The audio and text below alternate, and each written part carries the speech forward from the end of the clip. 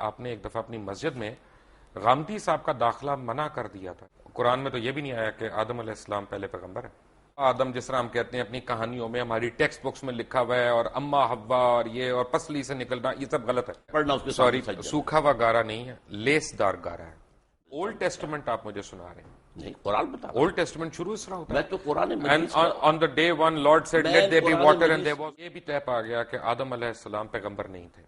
اونٹ کو پیدا کرنے کا میں نے کہا اللہ تعالیٰ نے کیوں تشبیہ دی ہے؟ حابیل نے ایک بہن سے شادی کی, قابیل نے دوسری بہن سے شادی کی, تو یہ غیر اسلامی ہے.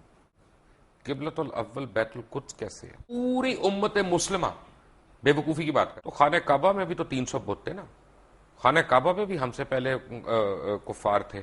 اگر وہ کل آ جائیں اپنی فردیں نکال کے کہ جناب اب اس کا جو ہے نا وہ ہمارے نام کر دیں رجسٹری, تو ہم دے دیں گے ان کو. میرا تھیسس یہ ہے بہت معذرت کے ساتھ کہ ہمارے تمام علماء دین اکابرین ہمارے, انہوں نے جو ہمارے مائنڈز میں گھوڑ کے پلایا ہوا ہے کہ یروشلم یروشلم بیت القدس قبلہ اول, یہ سب غلط ہے. اس میں کوئی صداقت نہیں ہے. بیت القدس ہمارا قبلہ اول نہیں ہے. میرے نزدیک آپ بہت غلط بات کر رہے ہیں. قرآن حکیم میں, قرآن مجید میں تو عذاب قبر کا کہیں ذکر نہیں آیا. ایک تو ویسے مجھے آپ سے ڈر لگتا ہے, اوپر سے آپ جو ہے وہ پہن کے بھی سفید سب کچھ آگے ہیں, جیسے کفن باندھ کے آ جاتا ہے آدمی. سر سے نہیں باندھا جی, کفن سر سے نہیں باندھا. یہی تو ہم کہتے ہیں ہمارے علماء جو ہیں وہ خود اپنے سر سے کفن نہیں باندھتے, دوسروں کے بچوں کو بھجوا دیتے ہیں آگے ادھر ادھر. مجھے ایک بات پتہ چلی اور بڑے وثوق سے پتہ چلی کہ آپ نے ایک دفعہ اپنی مسجد میں غامدی صاحب کا داخلہ منع کر دیا تھا. اس کی کیا وجہ تھی؟ میں نے منع نہیں کیا تھا. اصل میں وہ وہاں آ کر جو ہے کچھ ایسی حرکتیں کرتے تھے کہ جس سے وہاں انتشار پیدا ہوتا تھا. تو ہمارے ایک صاحب نے اپنے طور پر جا کر ان سے کہا تھا کہ آپ ایک طرف تو ڈاکٹر اسار کو کہتے ہیں جاہل ہے اور گمراہ ہے, تو آپ یہاں کاہے کو آتے ہیں؟ تو بس اس کو انہوں نے سمجھا کہ گویا کہ یہ میرا حکم آیا ہے, لیکن میں نے کوئی روکا نہیں تھا. آپ نے میسج نہیں بھجوایا تھا ان کو؟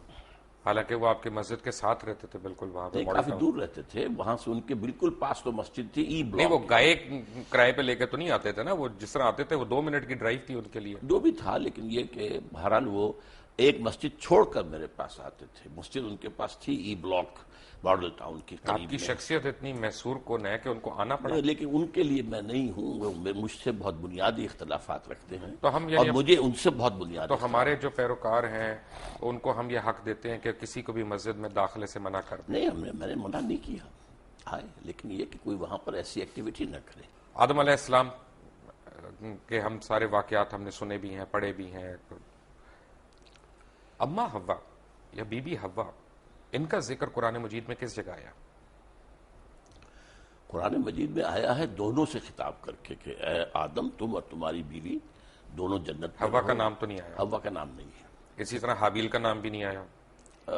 حابیل کا نام بھی نہیں ہے. 2 بھائیوں قابیل کا نام بھی نہیں ہے. لیکن یہ واقعہ ہے. اچھا, تو یہ واقعہ بھی نہیں آیا کہ ہم نے حوا کو آدم کی پسلی سے بنایا؟ یہ نہیں, قرآن میں نہیں ہے. یہ ایک حدیث میں یہ بات الفاظ. قرآن مجید جو انسانیت کو شروع ہونے کا بتا رہا ہے اس میں یہ کوئی واقعات نہیں ہے. قرآن میں تو یہ بھی نہیں آیا کہ آدم علیہ السلام پہلے پیغمبر ہے. نہیں, قرآن مجید میں آیا نا کہ جب ان سے کہا ان کا پیغمبری کا نہیں آیا. نہیں, اتر جاؤ. نہیں, اما یاتینکم منی ھدی, جب جب میری طرف سے ہدایت تمہیں آئے گی. گویا کہ اس کے پہلے سے اعلان تھا کہ ہدایت آتی رہے گی, اور وہی ہدایت وہی کی ہدایت ہے جس کو وہ ہدایت آتی تھی وہ نبی ہوتا تھا. اصل میں قرآن مجید جہاں تک ہماری اور ویسے بھی قرآن مجید میں ایک مقام پر ان اللہ اصطفیٰ آدم و نوحا وآل ابراہیم وآل عمران علی العالمین, تو جہاں انبیاء کا ذکر ہے ان میں سب سے پہلے حضرت آدم کا ذکر ہے سورہ آل عمران میں. بڑی اچھی بات ہے ڈاکٹر صاحب. یہ دیکھیں نا, اصل میں جو میں نے جو آج تھوڑا سا پڑھ رہا تھا, کچھ پہلے بھی ہم نے پڑھا, تو آدم جو مجھے نظر آیا اس میں قرآن مجید میں, کیونکہ میں نے آپ کو عرض کیا تھا پہلے تھوڑی سی میں نے بھی صرف پڑھی ہے, تھوڑی سی نحو پڑھی ہے, کوشش کی ہے. میں طالب علم ہوں, میں اگر میں سے گستاخی ہو جائے تو پلیز مائنڈ نہ کریے گا. آدم جو ہے وہ بنی آدم کا ذکر ہے قرآن مجید میں, وہ ایک شخص کا تو نہیں ہے. مثلا میں آپ کو ایک آیت دکھاؤں, پڑھ کے سناؤں. نہیں, لیکن بہت سی جگہوں پر آدم ایک کی حیثیت سے. اصل میں یا آدم اسکن انت وزوجک الجنہ, اے آدم تم اور تمہاری بیوی رہو جنت کے اندر. تو یہاں بنی کہاں ہے؟ وَلَقَدْ خَلَقْنَا, یہ آیت آپ سورہ اعراف کی پڑھ رہے ہیں. جی بالکل, ٹھیک ہے. تو یہ قرآن مجید میں مختلف تعبیرات ہیں. جی, صورناکم ثم قلنا للملائکۃ اسجدوا, اب اس سے اندازہ جو ہے یہ لگایا جا سکتا ہے کہ شاید پہلے ایک نوع جو ہے نوع آدم وہ پیدا ہوئی ہے، یعنی پوری ایک خلقت، ایک خلقت، ایک نوع، ایک آدمی نہیں، ایک سپیشیز، ایک آدمی نہیں، ان میں سے ایک آدمی چنا گیا ہے۔ یہ ہے در حقیقت اس آیت سے جو بات نکلی۔ تو جو ہمارے ذہن میں کانسیپٹس ہیں کہ آدم علیہ السلام، بابا آدم جس طرح ہم کہتے ہیں اپنی کہانیوں میں، ہماری ٹیکسٹ بکس میں لکھا ہوا ہے، اور اما حوا اور یہ اور پسلی سے نکلنا، یہ سب غلط ہے۔ پسلی سے نکلنے کا قرآن میں کہیں کوئی ذکر نہیں ہے، اور یہ غلط ہوا نا پھر۔ اب میں نہیں کہہ سکتا، لیکن یہ کہ قرآن میں ذکر نہیں ہے اس کا یہ مطلب اگر ڈاکٹر صاحب قرآن میں نہیں ہے تو غلط ہے۔ قرآن مجید میں اگر ذکر ہی نہیں ہے تو غلط ہوا نا۔ نہیں، ضروری نہیں ہے، قرآن میں ہر شے تو نہیں ہے، قرآن مجید میں ایٹم بم کا ذکر تو نہیں ہے، تو یہ تو نہیں کوئی بات ہوئی، وہ تو ایک بات ہے جس کا ذکر کیا، جس کا ایٹم بم سے ہمارے دین کا تو تعلق نہیں ہے نا۔ نہیں، لیکن یہ کہ آدم حوا سے بھی بڑا آدم حوا سے تو آدم سے ہے، آدم نبی تھے۔ کون سی حدیث میں ذکر ہے حوا کا؟ کس کا؟ بی بی حوا کا۔ خیر میں احادیث پر میری کوئی زیادہ نگاہ نہیں ہے، لیکن یہ کہ قرآن مجید میں ان کی زوجہ کا ذکر ہے۔ کیا یہ صحیح نہیں ہے ڈاکٹر صاحب؟ کیونکہ آپ اف آئی میں کم ٹو یو اگین، آپ کے ذاتی سوال میں کر رہا ہوں، کیونکہ آپ کی بھی ٹیچنگز وہی ہیں جو بہت پہلے جب آپ جماعت اسلامی میں ہوتے تھے، اور جب آپ نے جماعت اسلامی چھوڑی تو وہ ہم کہتے ہیں نا کہ جماعت ایک ایسا کمبل ہے کہ بندہ چھوڑتا ہے کمبل، لیکن کمبل بندے کو نہیں چھوڑتا، تو وہ آپ کے اوپر آج تک وہ حاوی ہیں ٹیچنگز۔ اس سے بہتر تعبیر یہ ہے جس نے کہا تھا کہ جو لوگ جماعت سے نکل جاتے ہیں ان میں سے جماعت نہیں نکلتی، یہ ایک بہتر تعبیر ہے کہ جماعت کا ایک بنیادی اب سردیاں آ رہی ہیں تو کمبل کا ذکر بہتر ہے، جس نے بھی کہا، لیکن اصل میں بات یہ ہے کہ بائبل تو ہے نا لائبریری آف بکس، جی ٹھیک ہے نا، جیسے جوش بائبل جو ہے 39 بکس ہیں، اسی طرح پروٹیسٹنٹ بائبل بھی 39 اور 27 ہے، کیتھولک جو ہے وہ 46 بکس ہیں، لیکن ایک بک ہے بائبل کی، اس کا نام ہے بارنبس، جس کے اوپر جتنے جوش فرقے ہیں، کیونکہ ان میں بھی بہت فرقے ہیں، اور جتنے عیسائی، یا عیسائی نہیں کہنا چاہیے مجھے، ایک میرے ویور نے کہا تھا جی مسیح کہا کریں آپ ہمیں، مسیح برادران کے فرقے ہیں، وہ ساروں کا اس سے اختلاف ہے کہ یہ ہمارا بائبل ہے، کیونکہ اس بائبل کا مقدمہ جو ہے مولانا سید ابو العلا مودودی نے لکھا، اور انہوں نے اس کو پاکستان میں بھی انٹروڈیوس کیا، اور اس بائبل میں اس طرح کی بڑی کہانیاں، اور یہ جو ببلیکل سٹوریز ہیں ان کو آپ لوگوں نے اور خاص طور پہ جماعت کے اولین لیڈرز نے ہمارے مذہب کا حصہ بنا دیا۔ میں معافی چاہتا ہوں، پہلی بات تو آپ نے کہی کہ بائبل کی سٹوری ہے، برنباس کو انکلوڈ نہیں کرتے، یہ بائبل میں کوئی نہیں کرتا، وہ نہیں کرتے، نہیں، اس لیے ہم نے تو مقدمہ لکھ دیا ان کا۔ نہیں، وہ دوسری بات ہے، سوال پہلے یہ ہے کہ جو لوگ بائبل کے ماننے والے ہیں وہ بائبل میں برنباس کو انکلوڈ نہیں کرتے، اس کا یہ مطلب نہیں کہ برنباس درست نہیں ہے، برنباس اس لیے کہ 104 بائبلز تھیں، گاسپلز، ٹھیک ہے، جن میں سے چن کر 4 کو جو ہے کینونیکل قرار دیا گیا ہے، 100 bibles are there which are not canonical، apocryphal کہلاتی ہیں، وہ ان میں سے ایک برنبا بھی ہے۔ جو قرآن مجید کی میں نے آپ کو آیت کوٹ کی، اس میں تو لکھا ہے خلقناکم، کم تو پلورل ہے، تو اس کا تو مطلب ہے کہ ایک فرد واحد نہیں پیدا کیا گیا، ایک ساتھ پتہ نہیں کتنے لوگ پیدا کیے گئے، پتہ کتنے لوگ، کن فیکون تھا نا۔ میں نے عرض کیا نا ایک species, Homo sapiens species which are an animal, اس میں سے ایک کو سلیکٹ کیا گیا اور اس میں اللہ نے روح پھونکی، and he became Adam, he was a person, وَلَقَدْ خَلَقْنَاكُمْ ثُمَّ صَوَّرْنَاكُمْ ثُمَّ قُلْنَا لِآدَمَ یہ تو سارا قُلْنَا لِلْمَلَائِكَةِ اسْجُدُوا لِآدَمَ، اب آدم کا لفظ آیا، پہلے جو ہے جمع کا صیغہ، آدم، جس طرح انسان کا لفظ قرآن میں آیا کہ انسان ایک فرد واحد بھی ہے اور انسان پوری انسانیت بھی ہے، الانسان بن جائے گا وہ، لیکن یہ کہ یہ اس میں تو انسانن ہوگا تو ایک انسان، الانسان تو سارے انسان، یا کوئی خاص معین، یہی آدم کے لیے بھی ہے۔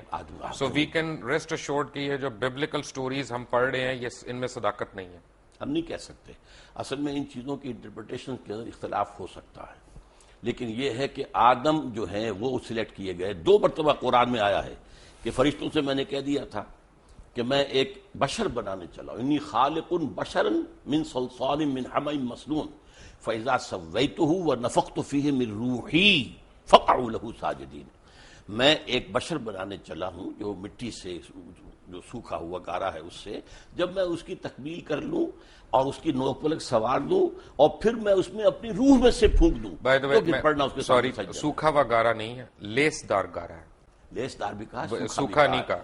دیکھیے الفاظ کئی آئے ہیں، تراب بھی آیا، صرف مٹی کو کہتے ہیں، تین کہتے ہیں گارے کو، تین لازم وہ ہے جو آپ کہہ رہے ہیں، وہ جو جس کے اندر لیس پیدا ہو جاتا ہے، پھر سال وہ سوکھ کر جو کھڑکنے لگے، من حمئ مسنون، کیونکہ اللہ تعالیٰ نے یہ بھی فرمایا نا ہیں کہ سب کی شکلیں اللہ تعالیٰ نے مختلف کی، سب کی بولیاں مختلف کی، سب کے اعداد و اطوار مختلف کیے، تو یہ تو نہیں ہو سکتا نا کہ میرا بیٹا جو ہے وہ بالکل مختلف شکل کا ہو، مختلف آپ کا بیٹا تو نہیں، لیکن آپ کا پڑ پوتا سکڑ بوتا ہو سکتا نہیں، یہ لیکن جس طرح کی ریسز بنی ہیں، چائنیز بھی ہیں، جاپنیز بھی ہیں، by the passage of time, by the passage of time climatic effect ہوئے ہیں، مختلف علاقوں کے اثرات ہوئے ہیں، اس سے یہ ہے کہ شکلیں بدلی، رنگ بدلے۔ انسان کو چھوڑ دیں ایک سیکنڈ کے لیے، اچھا، جانور کیسے آئے؟ جی جانور تخلیق سے آئے، تخلیق سے آئے نا؟ کیا ہر جانور پسلی سے نکالا گیا؟ نہیں، پسلی سے تو میں نے اس بات کو بھی نہیں مانا۔ کیا ہر مچھلی پسلی سے نکالی گئی اس کی مادہ؟ نہیں نہیں، بالکل نہیں۔ تو یعنی اس کا مطلب یہ ہے اللہ ڈاکٹر تعالیٰ کی صاحب، تخلیق کا عمل تھا اور اس کے بارے میں ایک ایوولوشنری پروسیس کو مانا جا سکتا ہے۔ میں تھوڑا سا کنفیوز ہو گیا، جی، میں اصل میں طالب علم ہوں، میں سیکھنے کی کوشش کر رہا ہوں کہ قرآن مجید جیسا معجزہ ہمارے پاس موجود ہے اور اسٹرینتھ میں ہمیں بائبل کی سٹوریز لینی ہے اس کو انٹرپریٹ کرنے کے لیے۔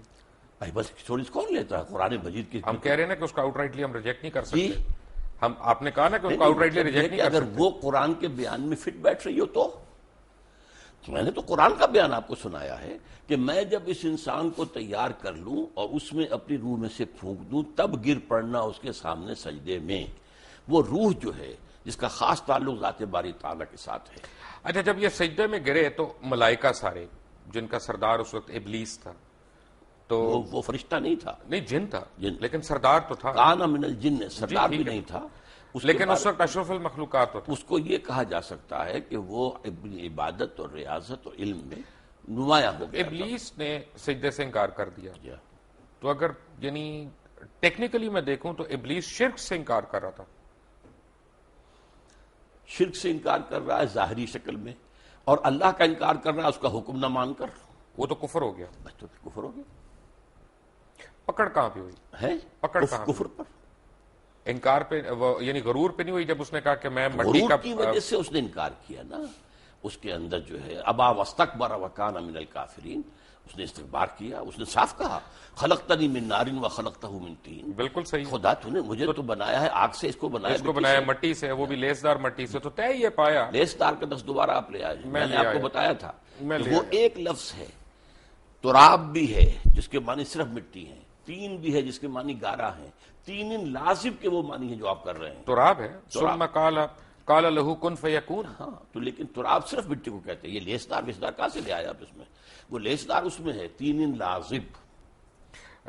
جو آپ کہہ رہے ہیں وہ سورۃ المومنون میں ہے، 12 نمبر آیت میں ہے کہ ہم نے انسان کو مٹی کے ست یا جوہر سے، اسے سوکھی مٹی سے اس سے بنایا۔ من سلالۃ من طین، جی، اور سورہ سجدہ کی آیت نمبر 7 میں بتایا گیا ہے کہ جو بھی چیز اس نے بنائی خوبی بنائی، اور انسان کی تخلیق کی ابتدا مٹی کے گارے سے ہوئی، گارے سے، تین ٹھیک ہے نا؟ ابھی اس میں لفظ لیس نہیں آیا، آپ نہ ایڈ کیجئے لیس اس میں، لیس آئی سورۃ الصفت میں، ٹھیک ہے، آیت نمبر 11 میں۔ صفت کوئی صورت نہیں ہے قرآن کی، صاف صاف، سوری، میں آپ سے سیکھنے کے لیے تو بیٹھا ہوں یہاں پہ، میں سکھا رہا ہوں نا، میں بھی سکھاؤں گا آخر، بالکل آپ سکھاتے جائیں، ہم سیکھتے جائیں گے۔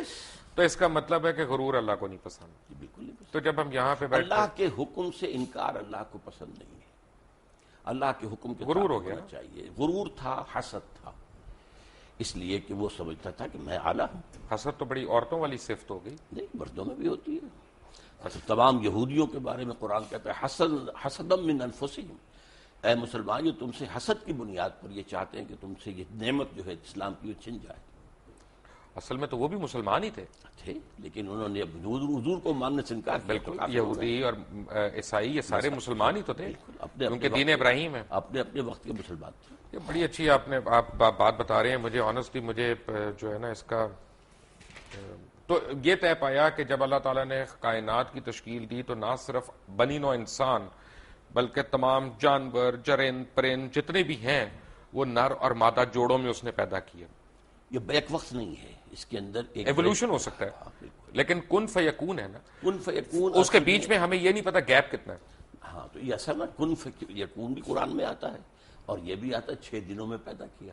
وہ تو بائبلیکل اس ڈیز ہے، کائنات کو قرآن میں ہے، बिब्लिकل डेज की बात कुरान कर में है 6 लेकिन आसमानी दिनों की बात कुरान नहीं है। जो भी कहा जाए 6 दिन तो कहा उनकी जाए, ड्यूरेशन का नहीं पता आपको? ड्यूरेशन नहीं तो वहाँ कोई ना कुछ तो ड्यूरेशन होगी। 6 दिन कम से कम 24 घंटे वाले होंगे या 24,000 घंटों वाले होंगे, कोई दिन तो होंगे ना। इसलिए देखिए 2 चीजें हैं, एक आलम अम्र है, एक आलम खल्क है। आलम अम्र में अल्लाह का हुक्म है कुन फयकून, जो कहता है फौरन हो जाता है। Time is not involve at all, process is not involve either, no time, no process भी नहीं है। प्रोसेस तो यही अल्लाह के कह। और एक है खल्क, खल्क में ऑलवेज टाइम इज इन्वॉल्व। आसमान और जमीन 6 दिन में पैदा किए, बच्चा माँ के पेट में 9 महीने में। तो ये तो ओल्ड टेस्टामेंट आप मुझे सुना रहे हैं। नहीं, कुरान बता, ओल्ड टेस्टामेंट शुरू इस तरह होता है। मैं तो Quran And on the day one, Lord said, "Let there be water," and there was water. On the day two, Lord said, "Let there be light," and there was light. मैंने तौरात पढ़ी भी नहीं है ज्यादा, लेकिन ये कि मैं समझता हूँ कि बहुत सी चीजों में इत्तेफाक वैसे है हमें तौरात। पढ़नी चाहिए तौरात। ठीक है। तौरात भी अल्लाह की किताब है, हमारी किताब है। हम why do we have to be absolved from it? नहीं, हम ये नहीं कहते, लेकिन ये ज्यादा जिसको मैं कह रहा हूँ मेरा मौजू नहीं हम है। और ऐसी- लेकिन मैंने जो कुछ पढ़ा है तो मुझे उसके अंदर कोई तजाद नजर हम नहीं और आया। ऐसी पढ़ लेते एक ही बात की तजाद नजर आया। बाइबल कहती है कि अल्लाह ने 6 दिन में कायनात बनाई, 7वें दिन आराम किया। कुरान कहता नहीं, वमा मस्सना मिन लुगूब वलक़द खलक़ना समावाति वल अर्ज़ वमा बैनहुमा फी सित्तति अय्यामिन वमा मस्सना मिन लुगूब। हमने 6 ही दिनों में आसमान और जमीन को पैदा किया, लेकिन हमें कोई तकान नहीं हुई कि आराम की जरूरत है। राइट। ये भी तय पा गया कि आदम अलैहिस्सलाम पैगंबर नहीं थे। जिसने कह दिया आपसे? कहाँ पे से? मैंने तो कहा, सूरह आल इमरान की आयत का हवाला आपको दे रहा हूं, इन्नल्लाह अस्तफा आदम व नूहन व आला इब्राहीम व आला इमरान अलल आलमीन। ये तमाम सिलसिले जो अंबिया के हैं उनमें सबसे पहले नाम आदम का है। आदम का है, लेकिन आदम वो आदम फर्स्ट नबी। वो उस मखलूक में से एक शख्स चुना निकला गया। गया, फिर उसके बाद उनकी औलाद होनी थी, ठीक जमीन पे है। भेजा। ब्रेक में आपसे बात कर रहा था सूरह गाशिया की एक आयत की। मैं आता हूं अपने असल मौजू की तरफ। बेटे कल मैं इस पे गौर कर रहा था। आप मुझे तस्हीह करते जाएं अगर मेरी वो आयत जुबानी मुझे सही याद ना हो। अफला यंजुरूना इलल इबिल इलल कैफ़ इबली खुलिक़त कैफ़ खुलिक़त। व इलस समाई कैफ़ नहीं, रुफ़िअत। मैं यहीं तक खुलिक़त तक, क्योंकि ये बड़ी एक मेरे लिए माना खेज आयत थी, क्योंकि पढ़े तो हमने कई दफा है, लेकिन कल जब मैं इसका तर्जुमा भी देख रहा था तो मैंने कहा अल्लाह ताला ने इसमें जैसे कहा कि जी हमने क्या तुमने देखा नहीं, हमने ऊंट को पैदा किया, कैसा बनाया। तो ऊंट को पैदा करने का मैंने कहा अल्लाह ताला ने क्यों तशबीह दी है? इसलिए दी है कि अरब जो है वो जिस चीज से वाकिफ था और जिससे दिन रात उसका वास्ता था, उसके अंदर जो हिकमत तख्लीक है अल्लाह की, सेहरा का जहाज उसे कहते हैं। एक एक हफ्ते पानी उसे न मिले उसे परवाह नहीं है, खाने को न मिले उसे परवाह नहीं है। फिर वो जो है उसकी इतनी ऊंची गर्दन कर दी गई है कि कीकर का दरख्त कोई हो सामने उसको तो उससे अपना नाश्ता कर लेता है। तो ये सारी चीजें दर हकीकत ये हैं कि अल्लाह ताला की तख्लीक के अंदर हिकमत जो मुस्बर है कि जिस इलाके के लिए उसको रहना है उसके लिए वो किस कदर मुनासिब है और वहाँ के लोगों के लिए किस कदर मुफीद है। माशाल्लाह। लेकिन मेरा अपना उस वक्त जो एक अंडरस्टैंडिंग मुझे हुई, यानी अल्हम्दुलिल्लाह हम भी मुसलमान हैं, हम कमजोर मुसलमान सही, लेकिन हमें भी हक है अपनी इंटरप्रिटेशन करने का। मुझे जरा सा एक डिफरेंट चीज समझ आई। क्यों मैंने ये सोचा कि ऊंट खाता क्या, तो ऊंट वही कांटे भी खाता है, घास भी खाता है, नबातात खाता है। गाय क्या खाती है? गाय भी सब कुछ वही खाती है जो ऊंट खाता है, बेसिकली तो घास फूस और ये पत्ते वत्ते अपना इसी तरह की चीज।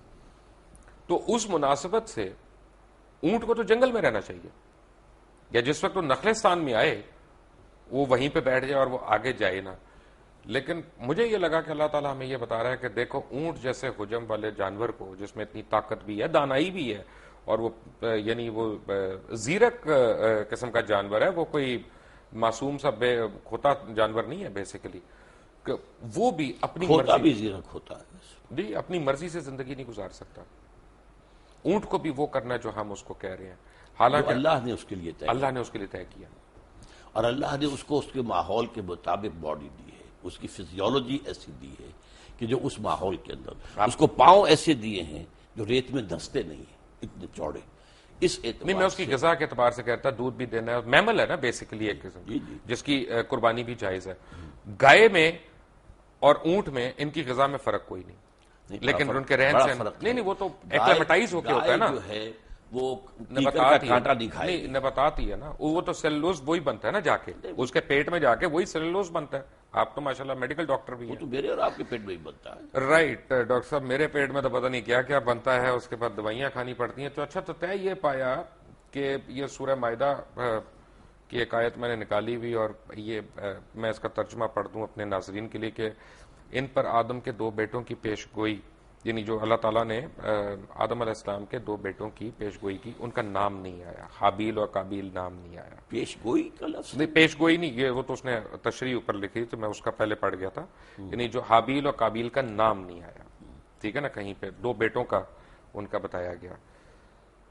اب سوال یہ ہے، کیونکہ جب آپ نے یہ کہہ دیا نا کہ کافی پتہ نہیں ہزاروں سینکڑوں لاکھوں اللہ تعالیٰ نے انسان ایک ساتھ تیار کیے، ایک ساتھ پیدا کیے کن فیکون کہہ کے، تو پھر مجھے ٹھیس پہنچی ہے۔ اس کا مطلب ہے کہ انسیسٹ نہیں ہوا کہیں پہ، کیونکہ جو ایک عام تاثر ہم لوگ لیتے ہیں کہ حابیل نے ایک بہن سے شادی کی، قابیل نے دوسری بہن سے شادی کی، تو یہ غیر اسلامی ہے اس کی، تو کیونکہ اس وقت مخلوق اتنی زیادہ تھی تو انہوں نے دوسروں سے کی۔ پہلی بات تو یہ ہے کہ یہ بات قرآن میں نہیں ہے، البتہ احادیث میں ہے، اور ظاہر بات ہے کہ یہ انسیسٹ کب جا کے حرام قرار دیا گیا، اور جب تک حرام نہیں قرار دیا گیا اس وقت تک اللہ کی طرف سے جائز تھا تو ٹھیک تھا۔ ایسے یہ جان لیجئے کہ جو میں نے کہا تھا کہ ایک پوری سپیشیز تیار کی گئی ہے، اس میں سے ایک پرسن آدم ہے، اس کے بعد نسل آدم کی چلیے، باقی سپیشیز پوری جو ہے ختم ہو گئی، ٹھیک ہے، جیسے ڈینوسارس ختم ہو گئے وہ سپیشیز ختم ہو گئی، ان کی اب نسل میں اب ظاہر بات ہے کہ اس میں بیٹا بیٹی ہو رہے ہیں، اب اس کو آگے کیسے چلنا ہوگا؟ بالکل صحیح کہہ رہے ہیں تو یہ ایک ایکسیپشن ہے۔ ڈاکٹر صاحب، پہلے نبی پہلے پیغمبر سے ہم پہلے قبلے پہ آ جاتے ہیں، قبلۃ الاول بیت القدس کیسے ہے؟ نہیں، یہ مغالطہ ہے لوگوں کو، اس کو کہہ دیا جاتا ہے صرف اس لیے کہ حضور نے مدینہ تشریف آوری کے بعد 16 مہینے بیت المقدس کی طرف رخ کر کے نماز پڑھی ہے، اس کے بعد تحویل کا حکم آیا، لیکن قبلہ اول ہمیشہ سے کعبہ ہی تھا۔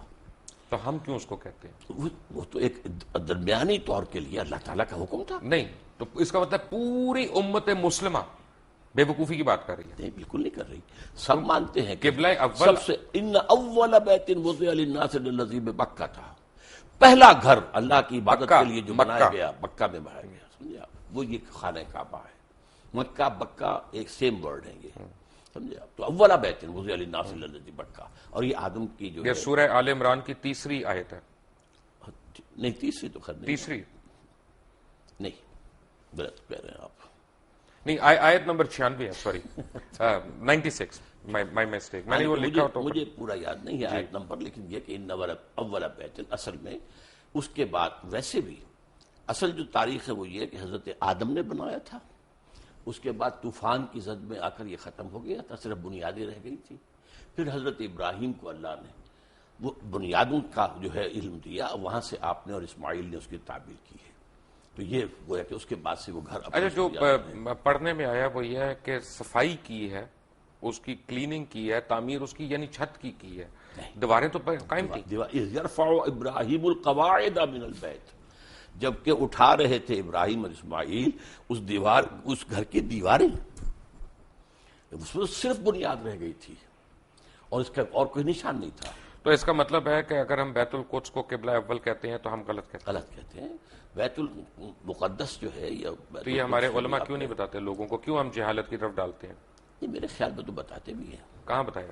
بتاتے ہیں، اصل میں ایک بات کہنے میں آ جاتی ہے، ورنہ اب تو 16 مہینے حضور نے اس کی طرف رخ کر کے نماز پڑھی، پھر جو ہے تبدیل ہوا ہے، اس حوالے سے کہہ سکتے ہیں اس پہ کہ بھی مکی دور مدنی دور میں قبلہ اول جو ہے وہ بیت المقدس تھا، جس کی وجہ سے مسجد قبلتین جی سعودی عربیہ میں ہے، ٹھیک ہے نا۔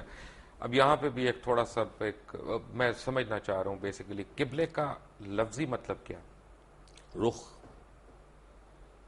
قبلے کا مطلب رخ ہے، تو اگر میں نے آپ کی طرف رخ کیا ہوا ہے تو آپ میرا قبلہ ہو گیا۔ قبلہ ہے، کہتے ہیں ہم قبلہ کعبہ، اپنے بزرگوں کو کہہ دیتے قبلہ کعبہ۔ اچھا، میری انڈرسٹینڈنگ ذرا سی ڈفرینٹ ہے، جی، میری انڈرسٹینڈنگ میں ایمان کا رخ جو ہے وہ قبلہ ہے، نہیں تو خیر آپ فزیکل رخ نہیں، جو چاہے آپ کر لیں، میں روکتا نہیں، یعنی آج میں کلمہ پڑھ لیا، جو ہے اگر میں نے آج کلمہ پڑھ لیا تو آپ یہ کہہ سکتے ہیں آج اللہ تعالیٰ نے اس کا قبلہ درست کر دیا۔ یہ محاورے میں آپ استعمال کریں گے، قبلہ یہی ہے کہ جس طرف عبادت میں رخ کرنے کو کہا گیا ہے، وَمَا جَعَلْنَا الْقِبْلَةَ الَّتِي كُنْتَ عَلَيْهَا إِلَّا لِنَعْلَمَ مَن يَتَّبِعُ الرَّسُولَ مِمَّن يَنقَلِبُ عَلَىٰ عَقِبَيْهِ، اے محمد صلی اللہ علیہ وسلم ہم نے یہ کچھ عرصے کے لیے جو یہ قبلہ تمہارے لیے مقرر کر دیا تھا یہ اس لیے تاکہ ہم جانچ لیں کہ کون رسول کی پیروی کرتا ہے اور کون اپنی ایڑیوں کے بل مڑ جاتا ہے. کیونکہ عرب کے لوگوں کے لیے جو امیین تھے بنی اسماعیل ان کے لیے تو قبلہ جو ہے یہ بیت المقدس تو وہ جانتے ہی نہیں تھے کس بلا کا نام ہے, وہ تو کعبے کو جانتے تھے. اب ظاہر بات ہے مہاجرین جتنے آئے تھے مکے سے مدینے ان کی جو محبت تھی خانہ کعبہ کے ساتھ وہ تو ان کی گویا کہ وہ تو آبائی جو ہے ان کا ایک عشق ایک چل رہا تھا. تو وہ اب اس میں امتحان لیا ہے کہ آیا رسول کے حکم سے اب کیا ہو رہا ہے. جب حضور مکے میں ہوتے تھے تو آپ ایسے کھڑے ہوتے تھے نماز پڑھنے کے لیے کہ خانہ کعبہ بھی سامنے اور بیت المقدس بھی سامنے. اس کو کہتے ہیں استقبال القبلتین, بیک وقت دو قبلوں کی طرف رخ ہو جانا. ٹھیک ہے. اب مدینے آ گئے, جیسے اب مدینہ درمیان میں ہے. اگر آپ مکے رخ کریں گے تو پیٹھ ہوگا بیت المقدس کو, اور بیت المقدس کو رخ کریں گے تو پیٹھ ہوگی خانہ کعبہ کو. تو گویا کہ اللہ نے ایک امتحان کے طور پر مسلمانوں کو کہ آیا ان کے اندر رسول کی پیروی راسخ ہو چکی ہے یا نہیں. یہ کیا مجھے سمجھ نہیں آیا کہ اگر میں یہاں سے خانہ کعبہ کی طرف رخ کر کے نماز پڑھ رہا ہوں تو راستے میں ہندوؤں کا گردوارہ بھی آئے گا, سکھوں کا ٹیمپل بھی آئے گا, کوئی برما کی اپنا وہ ان کا بھی ٹیمپل آئے گا, تو میں ان کے بھی سجدے کر رہا ہوں, وہ بھی میرے قبلے ہیں. نہیں, سوال یہ ہے کہ اس وقت کیا شکل تھی جب حضور پڑھ رہے تھے مکے میں نماز تو عورتوں کو شہوہ نہیں تھی, اور جب یہ مدینے میں آ کر کیا ہے تب بھی کوئی چیز درمیان میں نہیں. اچھا, بات یہ ہے کہ حیرانی کی بات یہ ہے کہ اس وقت بیت القدس کا تو کوئی قیام ہی نہیں تھا جس زمانے کی آپ بات کر رہے ہیں, کیونکہ بیت القدس تو حضرت عمر فاروق نے بنوائی تھی بعد میں. بیت المقدس جو ہے وہ حضرت عمر نے تعبیر کروائی ہے مسجد عمر کے نام سے, لیکن یہ علاقہ ٹیمپل ماؤنٹ جو ہے یہ ٹیمپل آف سولومن تھا. ٹیمپل آف سولومن تھا, لیکن temple Mount per temple of Solomon تھا نا. ایک پہاڑی ہے, ٹھیک ہے, یہ مستطیل رقبہ ہے جس پہ حضرت سلیمان علیہ السلام نے یہ گھر یہ تعمیر کی, جنوں سے تعمیر کروائی تھی. اس کے بعد حضور کے زمانے میں وہ چرچ تھا, بالکل تھا, کیونکہ قبضہ جو تھا وہاں پر وہ جو ہے عیسائیوں کا بالکل تھا, چرچ تھا. تو اصل میں تو چرچ بھی مسجد ہے, مسجد بھی مسجد ہے, چرچ بھی مسجد ہے, سینیگوگ بھی مسجد ہے. سورہ حج میں اللہ نے فرمایا ہے کہ وَلَوْلَا دَفْعُ اللَّهُ النَّاسَ بَعْضَهُم بِبَعْضٍ لَهُدِّمَتْ صَوَامِعُ وَبِيَعٌ وَصَلَوَاتٌ وَمَسَاجِدُ يُذْكَرُ فِيهَا اسْمُ اللَّهِ كَثِيرًا. اللہ تعالیٰ اگر اس طریقے سے ایک قوم سے دوسری قوم کو دفاع نہ کراتا رہتا تو یہ ساری مسجدیں اور یہ سارے سلوتے اور سینیگوگز یہ سب کے سب ختم ہو گئے ہوتے. تو اس کا مطلب ہے کہ مسلمان جو ہیں وہ یہودیوں کی یا عیسائیوں کی عبادت گاہ کو سجدہ کرتے رہے کعبہ کو چھوڑ کے. سجدہ تو نہ اس کو کیا نہ کعبے کو کیا, سجدہ اللہ کو کرتے, قبلے کی ڈائریکشن پر. لیکن یہودیوں اور عیسائیوں میں بھی اختلاف تھا. ایک مشرق کی طرف جب وہ خود ٹیمپل آف سولومن کے اندر عبادت یعنی کرتے مسلمان خانہ کعبہ کو چھوڑ کے یہودیوں اور عیسائیوں کی عبادت گاہ کو سجدہ کرتے رہے, اس کو سجدہ نہیں کرتے رہے, اس رخ میں. بابا اگر ہم خانہ کعبہ کو میں چھوڑ کے کہہ رہا ہوں تو میں رخ کی بات کر رہا ہوں. ٹھیک ہے, میں تو بتایا آپ کو, اللہ نے اس کو امتحان قرار دیا ہے کہ آیا تمہارے اندر اپنا نیشنلزم اور ریشیل وہ باتیں زیادہ مضبوط ہیں یا رسول کا فرمان زیادہ ہے. رائٹ ڈاکٹر صاحب, طے ہو گیا کہ وہاں پہ تو ٹیمپل آف سولومن تھا جس ڈائریکشن میں مسلمان سجدہ کرتے رہے. بالکل. پھر شب معراج کا واقعہ ہوا, وہ بھی ٹیمپل آف سولومن سے اوپر گیا. ٹیمپل تو نہیں تھا وہاں اس وقت, ماؤنٹ کیا وہ تو ایک جگہ تو وہی تھی نا راک پر, ہاں اس جگہ پر, جگہ تو وہی تھی. آپ اسے ٹیمپل ماؤنٹ کہیں, ٹیمپل آف سولومن نہیں تھا. ٹیمپل آف سولومن بنا تو تھا نا وہاں پہ, وہ کبھی بنا تھا نہیں, یہ تو نہیں, ہسٹوریکلی تو تھا, اور بنایا بھی حضرت سلیمان علیہ السلام نے کرا تھا. تو ہم کیسے حضرت سلیمان علیہ السلام کی بنائی ہوئی چیز کو انکار کر دیں؟ انکار نہیں کرتے, اس وقت وہاں نہیں تھا. وہاں ایک راک ہے جس کے اوپر اب ڈوم بنی ہوئی ہے. تو اس کا مطلب تو یہ ہوا نا کہ ڈاکٹر صاحب پوری دنیا کے مسلمان جو ہے ناجائز طور پہ اس پہ قبضہ کرنا چاہتے ہیں, اس پہ حق جتا رہے ہیں اپنا. پوری دنیا کے مسلمان تو ناجائز قبضہ نہیں کرنا چاہتے. وہاں پر جو قوم 2000 سال سے آباد تھی اس کو ڈسپلیس کس طریقے سے کیا گیا ہے. یہودی تو وہاں سے نکلے ہوئے تھے 2000 سال سے. وٹ کلیم ڈڈ دے ہیو, جس کو قائد اعظم نے کہا کہ انلیجیٹیمیٹ چائلڈ آف دی ویسٹ, اور اقبال نے کہا کہ ہے ارض فلسطین پہ یہودی کا اگر حق, ہسپانیہ پہ حق نہیں کیوں اہل عرب کا. ایسے میں کہتا ہوں ہوتا ہے شب و روز تماشا میرے آگے کہ علماء دین بھی آج علامہ اقبال اور قائد اعظم کو کوٹ کرنے پہ آ گئے, جن کا اس وقت آپس میں بالکل کلیش تھا, سیریس کلیش تھا. بات یہ ہے کہ حق نہیں ہے. آپ مغالطہ ہو رہا ہے. میں علماء دین میں سے نہیں ہوں، دین کا خادم ضرور ہوں، لیکن میں تو اپنی نوجوانی میں مسلم اسٹوڈنٹ فیڈریشن کا بڑا تیز ورکر تھا اور ضلع حصار کی اسٹوڈنٹ فیڈریشن کا جنرل سیکرٹری تھا، اور میرے اوپر پہلا اثر جو ہے وہ علامہ اقبال کا ہے. رائٹ. تو اس کا تو مطلب یہ ہوا نا کہ آپ ان لوگوں کو برا کہہ رہے ہیں کہ جنہوں نے وہاں پہ زمینیں خریدی، وہاں پہ اپنے آپ کو آباد کیا، کیونکہ اگر آپ سچ پوچھنا چاہتے ہیں تو فلسطینیوں نے تو پیسے لے کے زمین بیچی تھی، ان کے پاس رائٹ آف وے ہے اس کا سارا. آپ کس طرح ان کو ڈسپلیسمنٹ کی بات کر رہے ہیں؟ رائٹ آف وے نہیں تھا ان کا، اس لیے کہ جب ہینڈ اوور کیا ہے یروشلم عیسائیوں نے حضرت عمر کو، تو جو انہوں نے ڈکٹیٹ کرائیں گی ٹرمز، ان میں سے ایک یہ تھی کہ آپ یہاں یہودیوں کو آباد نہیں ہونے دیں گے. یہ ایک معاہدہ تھا حضرت عمر کا اور اس وقت کے عیسائیوں کا. حضرت عمر نے رعایت یہ برتوائی تھی کہ ٹھیک ہے یہودی یہاں آ سکتے ہیں to visit their holy places, لیکن یہاں وہ کوئی زمین نہیں خریدیں گے، کوئی مکان نہیں خریدیں گے، جائیداد نہیں خریدیں گے، سیٹل نہیں کریں گے. اچھا یہاں پہ پتہ ہے، فرض کریں آج ہم ایک مناظرہ کرتے ہیں اسرائیل والوں سے اور ان سے کہتے ہیں کہ جی یہ تم ہمیں دے دو یروشلم، کیونکہ ہمارا اس پہ رائٹ ہے، حضرت عمر فاروق کا بھی اس پہ معاہدہ ہوا تھا اور وہ ہمیں دے دیتے ہیں کہ جی ہم تم سے پہلے تھے یہاں پہ، ٹھیک ہے. تو خانہ کعبہ میں بھی تو 300 بت تھے نا، خانہ کعبہ میں بھی ہم سے پہلے کفار تھے. اگر وہ کل آ جائیں اپنی فردیں نکال کے کہ جناب اب اس کا جو ہے نا وہ ہمارے نام کر دیں رجسٹری، تو ہم دے دیں گے ان کو. یہ آپ ایک ایسی بات کر رہے ہیں جس کا کوئی امکان نہیں. وہ سب کے سب اسلام لے آئے تھے، ان کے باقیات تو کوئی ہے ہی نہیں. وہ لوگ جو تھے مشرکین مکہ کہاں رہ گئے؟ ہم نے بھی تو ڈسپلیس کیا نا. نہیں، کہاں ڈسپلیس کیا؟ ڈسپلیس وہی کے وہی مدینہ تو شہر ہی یہودیوں کا تھا. یہودیوں کو ڈسپلیس کیا کیوں کیا؟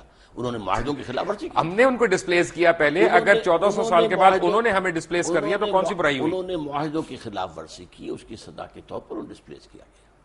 حضور صلی اللہ علیہ وسلم نے مدینے جاتے ہی پہلے 6 مہینے میں جو کام کیے ہیں آپ نے، 6 months اور 3 کام کیے.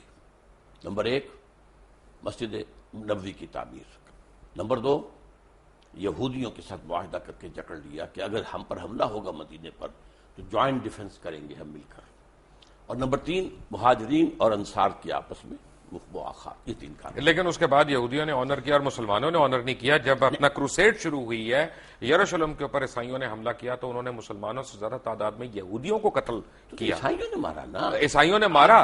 آپ نے ان کو سپورٹ نہیں کیا، آپ نے یہودیوں کی ایگزٹ کلوز وہاں پہ لے لی اپنے. آپ نے خود بیان کی تھی نا کہ آپ نے ڈسپلیس کیا انہیں. ہم نے ڈسپلیس کیا. کیوں کیا؟ کس لیے کیا کہ انہوں نے خلاف ورزی کی. کوئی خلاف ورزی نہیں کی. اب آپ کی تو ڈاکٹر صاحب یہ تو مجھے بتائیں نا کون کیا تھا اس کی خلاف ورزی کی. معاہدے تو ہم نے بھی کئی خلاف ورزیاں کی ہیں. اب یہ تو خیر زرداری صاحب. عبداللہ بن ابی تو مسلمان تھا، عبداللہ بن ابی یہودی تو نہیں تھا. تو اسے کیا کہا ہے؟ نہیں، اس نے کافی منافق نہیں تھا، منافقوں کا سردار نہیں تھا. لیکن اس کو کیا کیا؟ ہم سے بڑا منافق کون ہے دنیا میں؟ ہے، لیکن یہ کہ اس کو کیا کیا حضور نے؟ قتل کیا، اس کو مارا نہیں. اس کی نماز جنازہ نہیں پڑھائی. پڑھائی کون کہتا نہیں پڑھائی؟ اللہ تعالیٰ کا پھر حکم، اللہ تعالیٰ نے پھر کہا کہ یہ اچھا نہیں کیا، بعد میں کہا. ٹھیک ہے، اسی لیے تو آپ سے میں پوچھ رہا ہوں. ہاں، اسی لیے تو آپ سے میں پوچھ رہا ہوں. پوچھنے کے رکھیے پھر. لیکن اس کا مطلب ہے کہ ہمارا رائٹ تو کوئی نہیں ہوا نا بیت القدس پہ. بیت القدس پر یہ اخلاقی رائٹ ہے نا. وہاں کے لوگ ہیں، ان کا رائٹ ہے، ان کو جو ہے وہاں سے ڈسپلیس کیا گیا ہے، زیادتی کی گئی ہے. اس حوالے سے تو یہ تو آپ ایک ہیومنٹیرین بیسس پہ کہہ رہے ہیں نا، انسانی حقوق کے اوپر کہہ رہے ہیں. یہ جو اب یہودیوں نے اپنا پورا زور لگایا تھا، آپ معلوم ہوگا سلطان عبدالحمید خان وہ بہت زیادہ مقروض تھا، بہت مقروض تھا، اور یہودیوں نے آفر کی تھی کہ آپ سارا قرضہ آپ کا ادا کر دیتے ہیں، آپ ہمیں وہاں آباد ہونے کی اجازت دے دیں. انہوں نے انکار کر دیا کہ جو معاہدہ عمر سے ہوا تھا رضی اللہ تعالیٰ عنہ، میں اس کے خلاف. لیکن اس کے بعد فلسطینیوں نے اپنی زمین بیچی وہاں پہ. تو یہ کہ جب وہاں پر بالفور ڈکلیریشن کے ذریعے سے انہیں حق دیا گیا ہے تب وہ آئے ہیں نا وہاں. بھائی وہ اور بیچی فری تو نہیں آئے، وہ یہاں پہ ایسے تو نہیں کہ ایم این اے نے قبضہ کر لیا پلاٹ کے اوپر. نہیں ڈاکٹر صاحب، انہوں نے پیسے دیے، ان کے پاس فردیں موجود ہیں. کیا باتیں کر رہے ہیں؟ ملکیت ہے ان کے پاس. پرانے لے کر نکل آئے اپنے پاس 2500 پرانے ڈاکومنٹس کی، یہ تو ہماری جگہ تھی. کون ان کو روکنے والا تھا وہاں پر؟ یہ ضرور ہے، یہ بھی کیا ہے شروع میں جو آپ کہہ رہے ہیں کہ ایک شخص سے کہا گیا کہ آپ کا مکان کیا ہے، چلیں اس کا مطلب ہے 3 لاکھ دیتے ہیں. اس کا مطلب ہے کہ ہمارا اخلاقی سٹینڈ ہے، دینی سٹینڈ کوئی نہیں ہے فلسطین پہ، یروشلم پہ. آپ اخلاق کو دین سے علیحدہ کیوں کرتے ہیں؟ میں اس لیے علیحدہ کر رہا ہوں کیونکہ قرآن مجید میں کہیں پہ بھی ایک بھی آیت یروشلم کے حق میں نہیں آئی. اس نے یہ نہیں کہا کہ یروشلم تمہارا قبلہ ہے یا قبلہ تھا یا قبلہ ہوگا کبھی یا تمہاری اس پہ ملکیت ہے. اسے کہا اور بائبل میں ایک بھی جگہ خانہ کعبہ کا ذکر نہیں آیا. اس کو چھوڑیے آپ، بکہ کے لفظ جو وہ لائے ہیں وادی بکا بنا دی ہے، وہ بکہ ہی تھا وہاں پر، لیکن یہ کہ قرآن مجید تو کہتا ہے سبحان الذی اسریٰ بعبدہ لیلا من المسجد الحرام الی المسجد الاقصی الذی بارکنا حولہ. یروشلم کے آس پاس کو ہم نے مبارک بنایا ہے، بابرکت بنایا ہے. آپ نے اس کو بابرکت بنایا ہے، لیکن یروشلم کو قرآن نے اون نہیں کیا. قرآن مجید میں کسی جگہ اونرشپ نہیں ہے یروشلم کی. کس کے لیے؟ آپ کے لیے. اونرشپ تو ہوتی ہے جو لوگ وہاں پہ آباد ہوں ان کی ہوتی ہے. نہیں تو قرآن جو وہاں پر آباد تھے ان کا دیکھنا حق تھا، ان کے چھیننے کا حق. ڈاکٹر صاحب مسلمان ہیں ہم تو جغرافیکل باؤنڈری سے بلیو ہی نہیں کرتے، ہم تو امت مسلمہ میں بلیو کرتے ہیں. تو اس لیے کہ مطلب یہ ہم کھول دیں کھلا، جو چاہے ہمارے یہاں کے قبضہ کر لیں. آپ کا ہے ہی نہیں. How can you make rules in a place جو آپ کی ہے ہی نہیں. اب آپ کہیں کہ میں اپنے گھر میں اگر میں کسی کو، یہ آصف صاحب بیٹھے ہیں، میں کہہ رہے ہیں نا، آپ جائیے اس کو 1918 کے بالفور ڈکلیریشن سے لیجئے، اس کے بعد جو ہے 1948 میں اسرائیل قائم ہوا، اس کو ڈاکٹر صاحب میرا تھیسس ڈفرنٹ ہے. ڈاکٹر صاحب میرا تھیسس ڈفرنٹ ہے. میرا تھیسس یہ ہے بہت معذرت کے ساتھ کہ ہمارے تمام علماء دین اکابرین ہمارے، انہوں نے جو ہمارے مائنڈز میں گھوڑ کے پلایا ہوا ہے کہ یروشلم بیت القدس قبلہ اول، یہ سب غلط ہے. اس میں کوئی صداقت نہیں ہے. بیت القدس ہمارا قبلہ اول نہیں ہے. میرے نزدیک آپ بہت غلط بات کر رہے ہیں. ڈاکٹر صاحب میری عرض سن لیں. یقیناً میں نے آپ سے کہا ہے ایک عرصے کے لیے وہ بیت المقدس ہمارا قبلہ رہا ہے. نہیں مدنی دور میں کہہ رہا ہوں خانہ کعبہ قبلہ اول تھا، اس کے بعد وہاں پہ آپ کی ڈائریکشن چینج ہو گئی، وہ قبلہ دوم ہوا. اس عرصے میں قبلہ دوم ہوا، لیکن مدنی دور میں قبلہ اول وہ ہے. اچھا اب میں لیٹ می ریفریز اٹ کیونکہ یہ ایسی بات ہے کہ کوئی میرے سے ناراض نہ ہو یا آپ سے ناراض نہ ہو. بات یہ ہے کہ دین ابراہیم ہے، ہم تو دین ابراہیم کو فالو کر رہے ہیں نا. بیسیکلی ہماری تو درود ابراہیم ہی ہم پڑھتے ہیں اپنی نماز میں، وہی ہم پڑھتے ہیں. تو بیسیکلی تو اسلام حضرت ابراہیم علیہ السلام لے کے آئے. وہاں انہوں نے پہلی اذان دی، وہاں انہوں نے پہلا طواف کیا، جس کا جواب ہم دیتے ہیں حج پہ جاتے ہوئے کہ لبیک لا شریک لبیک. یہ حضرت ابراہیم علیہ السلام کی اذان کا جواب ہے نا. تو بیسیکلی تو اسلام تب شروع ہو گیا تھا. دین کا لانے والے حضرت آدم ہیں، ٹھیک ہے، اس کے بعد حضرت نوح ہیں، اس کے بعد حضرت ہود ہیں، حضرت صالح ہیں. یہ تو بشمار انبیاء ہیں. حضرت ابراہیم سے جو دین شروع ہوا ہے اس کی پھر یہ 3 شاخیں بنی ہے. سیمیٹک جو 3 مذہب ہیں، اس اعتبار سے وہ جو ہیں امام اللہ تعالیٰ نے انہیں نوع انسانی کا بنایا ہے. آج بھی یہودی، عیسائی اور مسلمان تینوں انہیں جو ہے وہ مانتے ہیں. ٹھیک ہے، تو ہمارے دین کی شروعات تو وہیں سے ہوئی نا. لیکن اب ہمارا دین مکمل ہوا ہے محمد الرسول اللہ. بالکل، اس میں کوئی شک نہیں. بس وہاں تو مہر لگ گئی، اس پہ کوئی اعتراض نہیں ہے. اس لیے میں کہہ رہا ہوں کہ اصولاً آپ کا جو قرآن مجید جو ذکر کر رہا ہے، میں صرف قرآن مجید کے حوالے سے کہہ رہا ہوں، قبلہ تو خانہ کعبہ ہوا نا. اب بھی ہے خانہ کعبہ ہی، پہلے بھی تھا. ایک عرصے میں 16 مہینے بیت المقدس. ٹھیک ہے، میں آپ کی بات، یعنی آپ عالم ہیں ماشاءاللہ، تو وہ قبلہ دوم ہو گیا نا. آپ چاہیں تو کہہ لیں اس کو. غلط ہوگا کہ صحیح ہوگا دوئم کہنا اس کو؟ میں کہتا ہوں وہ قبلہ عارضی تھا ایک عرصے کے لیے، اور اس کے حوالے سے وہ اول بن جاتا ہے مدینے آنے کے بعد. پہلے 16 مہینے وہ، بعد میں پھر خواہ. لیکن اصل میں بات صحیح ہے کہ قبلہ اول وہ خانہ کعبہ ہے. یہاں تک کہ جو ان کا ہوتا تھا حضرت موسیٰ علیہ السلام کے بعد جو بنی اسرائیل کا ایک عبادت گاہ ہوتی تھی، وہ خیمہ ہوتا تھا. رائٹ. وہ خیمہ جہاں جا کے لگاتے تھے اس کا رخ ایسا ہوتا تھا کہ قربانی کرتے ہوئے جنوب کی طرف رخ ہوتا تھا. رائٹ. آپ فرما رہے تھے کہ ایک ٹینٹ کے اوپر جب کہیں پہ ٹینٹ پلیس کرتے تھے، تو ان کا جو وہ خیمہ تھا اور اسی میں پھر قربانی دی جاتی تھی. تو اس کو اس طریقے سے رکھتے تھے کہ قربان گاہ جو ہے، جب آدمی کو قربانی پیش کرتا تھا تو اس کا رخ ہوتا تھا کعبے کی طرف، جنوب کی طرف. یہ ان کا ٹینٹ تھا جو ان کا گویا کہ اس وقت کوئی ابھی ٹیمپل سولومن نہیں تھا، کچھ نہیں تھا، صحرا کے اندر تھے یا وہاں. تو یہ ٹینٹ بھی اصل قبلہ وہی تھا، ان کا بھی قبلہ وہی تھا. تو اس اعتبار سے قبلہ اول اصلی قبلہ بیت اللہ ہے. البتہ یہ ہے کہ حضور صلی اللہ علیہ وسلم کے دور میں 16 مہینے کے لیے بیت المقدس کو قبلہ مانا گیا ہے، نماز پڑھی گئی ہے. اس اعتبار سے بعض اوقات اس کو قبلہ اول کہتے تھے. ٹھیک ہے. عذاب قبر، جی میں نے کتاب بھی پڑھی، موت کا منظر، مرنے کے بعد کیا ہوگا، یہ وہ. قرآن حکیم میں، قرآن مجید میں تو عذاب قبر کا کہیں ذکر نہیں آیا ہے. قرآن مجید میں ذکر یہ ہے کہ آل فرعون کو صبح شام آگ پر پیش کیا جاتا ہے، النار یعرضون علیہا، عشیًا، کوئی اس طرح کے الفاظ ہیں، تو پیش کیا جاتا ہے۔ وَيَوْمَ الْقِيَامَةِ أَدْخِلُوا آلَ فِرْعَوْنَ النَّارَ، قیامت کے دن وہ داخل کیے جائیں گے۔ یوم یقوم الحساب۔ ہاں، اس کے بعد جو ہے اصل داخلہ ہوگا، لیکن یہ ہے کہ یہ در حقیقت ایک انٹرمیڈیری فیز ہے، اور اس میں بھی ایک طرح کی کچھ سیمی کانشسنس، یہ ہم نہیں کہتے قبر کے اندر ہی ہو رہا ہے، بلکہ یہ عالم برزخ ہے۔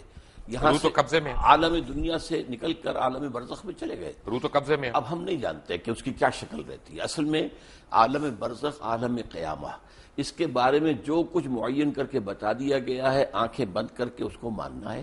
اس کی ڈیٹیلز میں جانے کے اندر خام خواہ کے جو چیزیں ہیں، غلط باتیں بحث تو میں اس کا مطلب یہ ساری جو کتابیں شتابیں ہیں، موت کا منظر، مرنے کے بعد کیا ہوگا، آدمی پڑھ کے ہی لرز جاتا ہے، یہ صحیح نہیں ہے۔ نہیں، میں کب کہہ رہا ہوں کہ صحیح نہیں ہے، یہ چونکہ احادیث نبویہ کے اندر موجود ہے۔ پہلے آپ نے صرف اصولی بات کی تھی، میں نے کہا تھا کہ اس کے اندر ہے، تو قرآن مجید میں یہ بھی ہے کہ یضاعف لہ العذاب یوم القیامہ، قیامت کے دن عذاب دگنا کیا جائے گا۔ یضاعف لہ العذاب یوم القیامہ سورہ الفرقان کے اندر ہے۔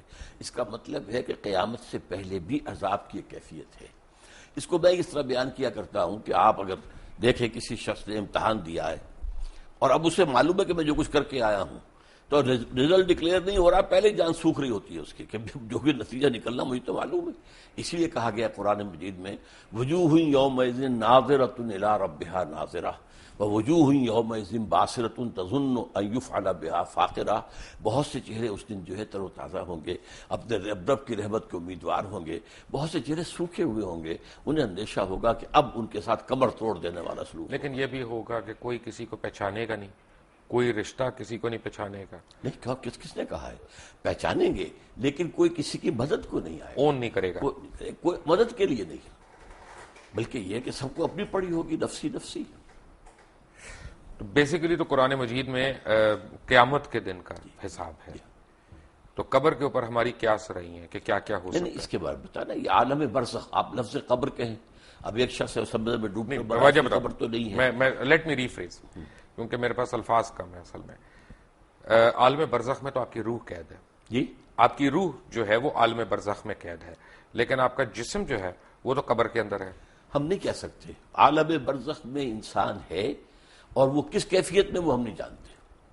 ویسے یہ کہ یہ معاملہ جو ہے، مرے تو یہ ہے کہ کفار جو ہیں وہ بھی زندہ ہیں، ان پر بھی جو ہے جیسے کہ حضور نے کھڑے ہو کر جس یعنی گڑھے کے اندر دفن کیا تھا کفار کے جو مرے ہوئے لوگ تھے، ان سے خطاب کیا، تو اس حوالے سے یہ ہے کہ وہ بھی ہیں، لیکن ان کے لیے کچھ اور ہے عالم برزخ، اہل ایمان کے لیے کچھ اور ہے۔ اچھا، یہ کمنگ بیک، میں اس کے پارٹ 2 میں آ رہا ہوں کہ ہم بنی اسماعیل کا بھی ذکر نہیں ہے کہیں پہ قرآن میں، بنی اسرائیل کا ہے، بارہا ہے۔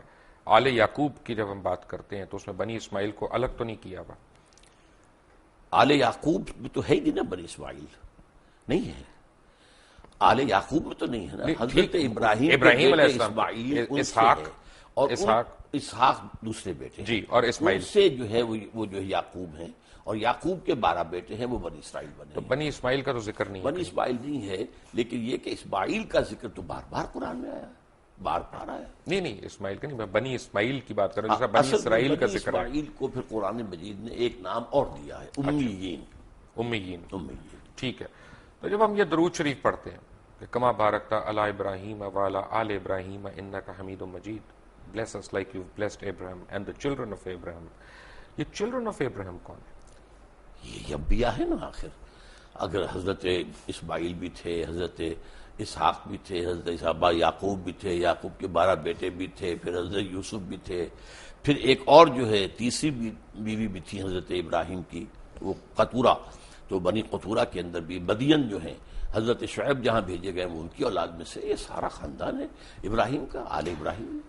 تو بیسیکلی یہ بنی اسرائیل کی بات ہو رہی ہے۔ بنی اسرائیل بھی، بنی اسماعیل بھی، بنی قطورہ بھی۔ سو ہم جو دعا مانگ رہے ہیں وہ یہ ہے کہ ہمیں بنی اسرائیل والوں کے، ان کے اکابرین کی طرح ہمیں بھی بخش۔ بنی اسرائیل، پھر آپ بار بار اپنے الفاظ میرے منہ میں نہ لائیے، میں یہ کہہ رہا ہوں کہ بنی اسماعیل بھی، بنی اسرائیل بھی، بنی قطورہ بھی، وہ سب حضرت ابراہیم کی آل ہیں، اور ان کو بلیس کیا اللہ نے۔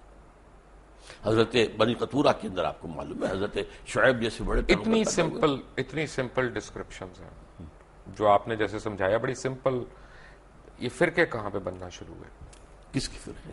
اسلام میں؟ اسلام میں فرقہ جو ہے میرے نزدیک، ویسے تو یہ کہ بے شمار بنے ہوں گے، خوارج کا فرقہ تھا وہ ختم ہو گیا ہے تقریباً، اور مختلف لوگ آتے تھے وہ ختم ہوتے گئے ہیں. اب تو فرقہ اگر کہلا سکتے ہیں تو صرف دو ہیں، شیعہ اور سنی. باقی تمام مسالک ہیں، schools of law, schools of فقہ، ان میں کوئی وہ بڑی میجر جو ہے وہ ڈفرنس نہیں ہے، وہ سب کے سب اسلام کے اندر ہے. باقی یہ فرقے نہیں ہیں، یہ مسلک ہے. اچھا، اب یہ دونوں مجھے یہاں پہ بھی کنفیوژن ہے، کیونکہ جو میں نے پڑھا وہ یہ کہ امام ابو حنیفہ جو تھے وہ امام جعفر صادق کے اسٹوڈنٹ رہے ہیں، تو ان میں ڈفرنس کہاں پہ آیا؟ اصل میں امام جعفر صادق رحمۃ اللہ علیہ اور امام ابو حنیفہ یہ ہم عصر ہیں. حضرت امام جعفر جو ہیں وہ عمر میں بڑے تھے، حضرت ابو حنیفہ چھوٹے تھے. یہ معاملہ تو ہے، اور استفادہ بھی کیا ہے حضرت امام ابو حنیفہ نے امام جعفر صادق سے. لیکن بعض معاملات کے اندر مثلا بڑا خوبصورت واقعہ آتا ہے کہ امام ابو حنیفہ نے جا کر کہا کہ میں نے سنا ہے کہ آپ مجھ سے کوئی ناراض ہیں حضرت جعفر صادق سے رحمۃ اللہ علیہ. تو کہا ہاں میں نے سنا ہے کہ تم ہمارے نانا کی حدیث پر اپنی رائے کو ترجیح دیتے ہو. انہوں نے اس کے حضرت سلکن بالکل نہیں، قطعاً غلط آپ کو بتایا گیا ہے. اگر میں اپنی رائے کو ترجیح دیتا تو مسح میں پاؤں کے تلوے کے مسح کا حکم دیتا، اوپر کا نہیں. زیادہ خراب تو تلوہ ہوتا ہے، میں اس کا حکم نہیں دیتا، حدیث کے اندر جو آیا اس پر عمل کرتا ہوں. اگر میں اپنی رائے پر عمل کرتا تو رمضان کے روزے جو ہیں حائضہ عورت کے، ان کی جو ہے وہ قضا ہے، اور نماز کی نہیں. میں تو نماز کی قضا رکھتا کہ نماز پہلے ہے. تو اس حوالے سے انہوں نے کہا کہ نہیں، ان کے درمیان کوئی اختلاف نہیں تھا، بہت اچھے تعلقات تھے. پھر فرق ہونا شروع ہو گیا. اس کے بعد فرق ہوا ہے. اس کے بعد ظاہر وہ بات کن باتوں پہ؟ جی کن باتوں پہ؟ اصل میں اس کے تفاصیل میں جانا مشکل ہے میرے لیے، لیکن بہرحال یہ کہ ایک فقہ بھی رفتہ رفتہ مرتب ہوئی ہے جو کہ فقہ جعفری کہلاتی ہے. اور اس کے بعد یہ کہ کب سے پھر وہاں ایک معصوم امام کا تصور ہوا ہے، اب یہ ایک ریسرچ کی بات ہے، میں اس میں تفصیل میں نہیں جا سکتا. لیکن ایک فرق مجھے لگتا ہے بڑا، جی اور مجھے لگتا ہے کہ فقہ جعفریہ کو ہم پہ ایک ایج ہے، وہ ہے اجتہاد کی. وہ آج کے زمانے میں بھی اجتہاد کر رہے ہیں، جبکہ ہم سنی سنائی اس طرح سے روایات پہ آگے. آپ کی بات صحیح ہے، میں مانتا ہوں اس کو. انہوں نے انسٹیٹیوشن آف اجتہاد کو کھلا رکھا ہے. ہمارے ہاں یہ کوئی 400 سال سے 500 سال سے یہ بند ہے، تو اس سے بھی لیکن کوئی بہت بڑا فرق واقع نہیں ہوا ہے. کوئی فرق ہوتا ہے نا. اب تو ہمارے دیکھیں نا، امام ابن تیمیہ کے پاس ایک دفعہ اب بھی میں آپ سے عرض کرتا ہوں کہ فقہی لیول پر فقہ جعفری اور فقہ حنفی اور فقہ مالکی میں بہت زیادہ فرق نہیں ہے. فرق کیا؟ بہت کم فرق ہے. اب یہ کہ ایک ہاتھ چھوڑ کر نماز پڑھ رہے ہیں تو مالکی بھی ہاتھ چھوڑ کر پڑھ رہے ہیں. کسی نے یہاں ہاتھ باندھ لیا ہے نیچے ناف کے، اور کسی نے یہاں ہاتھ باندھ، کوئی فرق نہیں پڑتا. ساری تو ریکارڈڈ ہسٹری ہے ہماری پچھلے 1400-1500 سال کی. تو حجۃ الوداع پہ حضور اکرم صلی اللہ علیہ وسلم نے جس طرح نماز پڑھی، وہ ہم کیوں رائج الوقت نہیں کر سکتے؟ میرے نزدیک تو رائج الوقت وہی رہی ہے، اور حضور نے جس طرح کیا ہے وہی ہے. لیکن یہ کہ حضور کا معاملہ یہ معلوم ہوتا ہے کہ آپ بھی اس کے اندر کوئی تبدیلی کرتے رہتے تھے، اور میں سمجھتا ہوں کہ اس سے ایک وسعت پیدا ہوئی. ڈاکٹر صاحب، ایک میں بڑا سینسٹیو سوال پوچھنے لگا ہوں، اور میں ناظرین سے ریکویسٹ کروں گا کہ میری بات کو غلط نہ سمجھیں. میں اپنی علم کے لیے، کم علمی کا میں اعتراف کرتے ہوئے میں یہ سوال پوچھ رہا ہوں کہ ہم سارے احادیث کے ماننے والے ہیں، سنت کے ماننے والے ہیں، ورنہ مسلمان ہی نہیں کہلا سکتے. اگر کوئی بھی شخص کہے کہ میں سنت رسول کو نہیں مانتا یا احادیث کو نہیں مانتا تو وہ تو مسلمان ہی نہیں ہے. لیکن ہم حدیث جب پڑھتے ہیں تو اس میں ہم دیکھتے ہیں کہ کرونالوجیکل آرڈر نہیں ہے، کہ اگر حضور اکرم صلی اللہ علیہ وسلم نے ایک دفعہ پانی کھڑے ہو کے پیا، یہ نہیں پتا کون سے دن، کون سی تاریخ، کس وقت. اسی طرح انہوں نے پانی بیٹھ کے بھی پیا، کون سے دن، کون سی تاریخ، کون سے وقت. تو اس میں پرابلم یہ ہے کہ چند صحابہ جنہوں نے اس کے راوی ہیں، ادھر بھی کوئی صحابی راوی ہیں.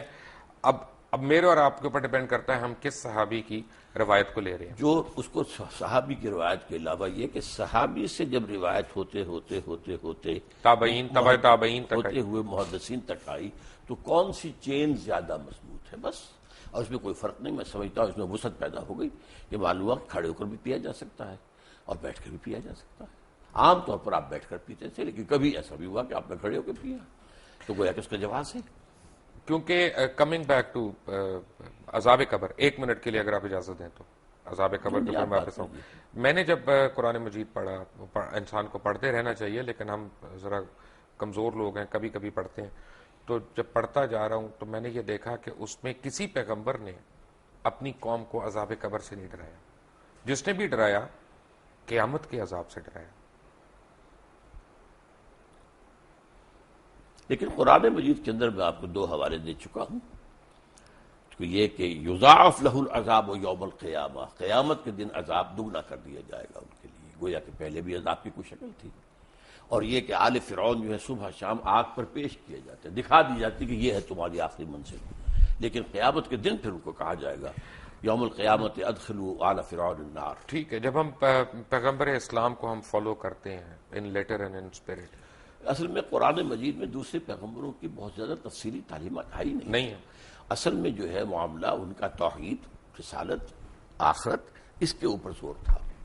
اس سے پہلے تو بلکہ حضرت ابراہیم علیہ السلام سے پہلے تو کوئی معین یعنی وہ بھی نہیں تھی جس کو ہم شریعت کہتے ہیں، بلکہ ہم کہتے ہیں کچھ چیزیں فطرت کی ہیں جو حضرت ابراہیم سے ثابت ہیں.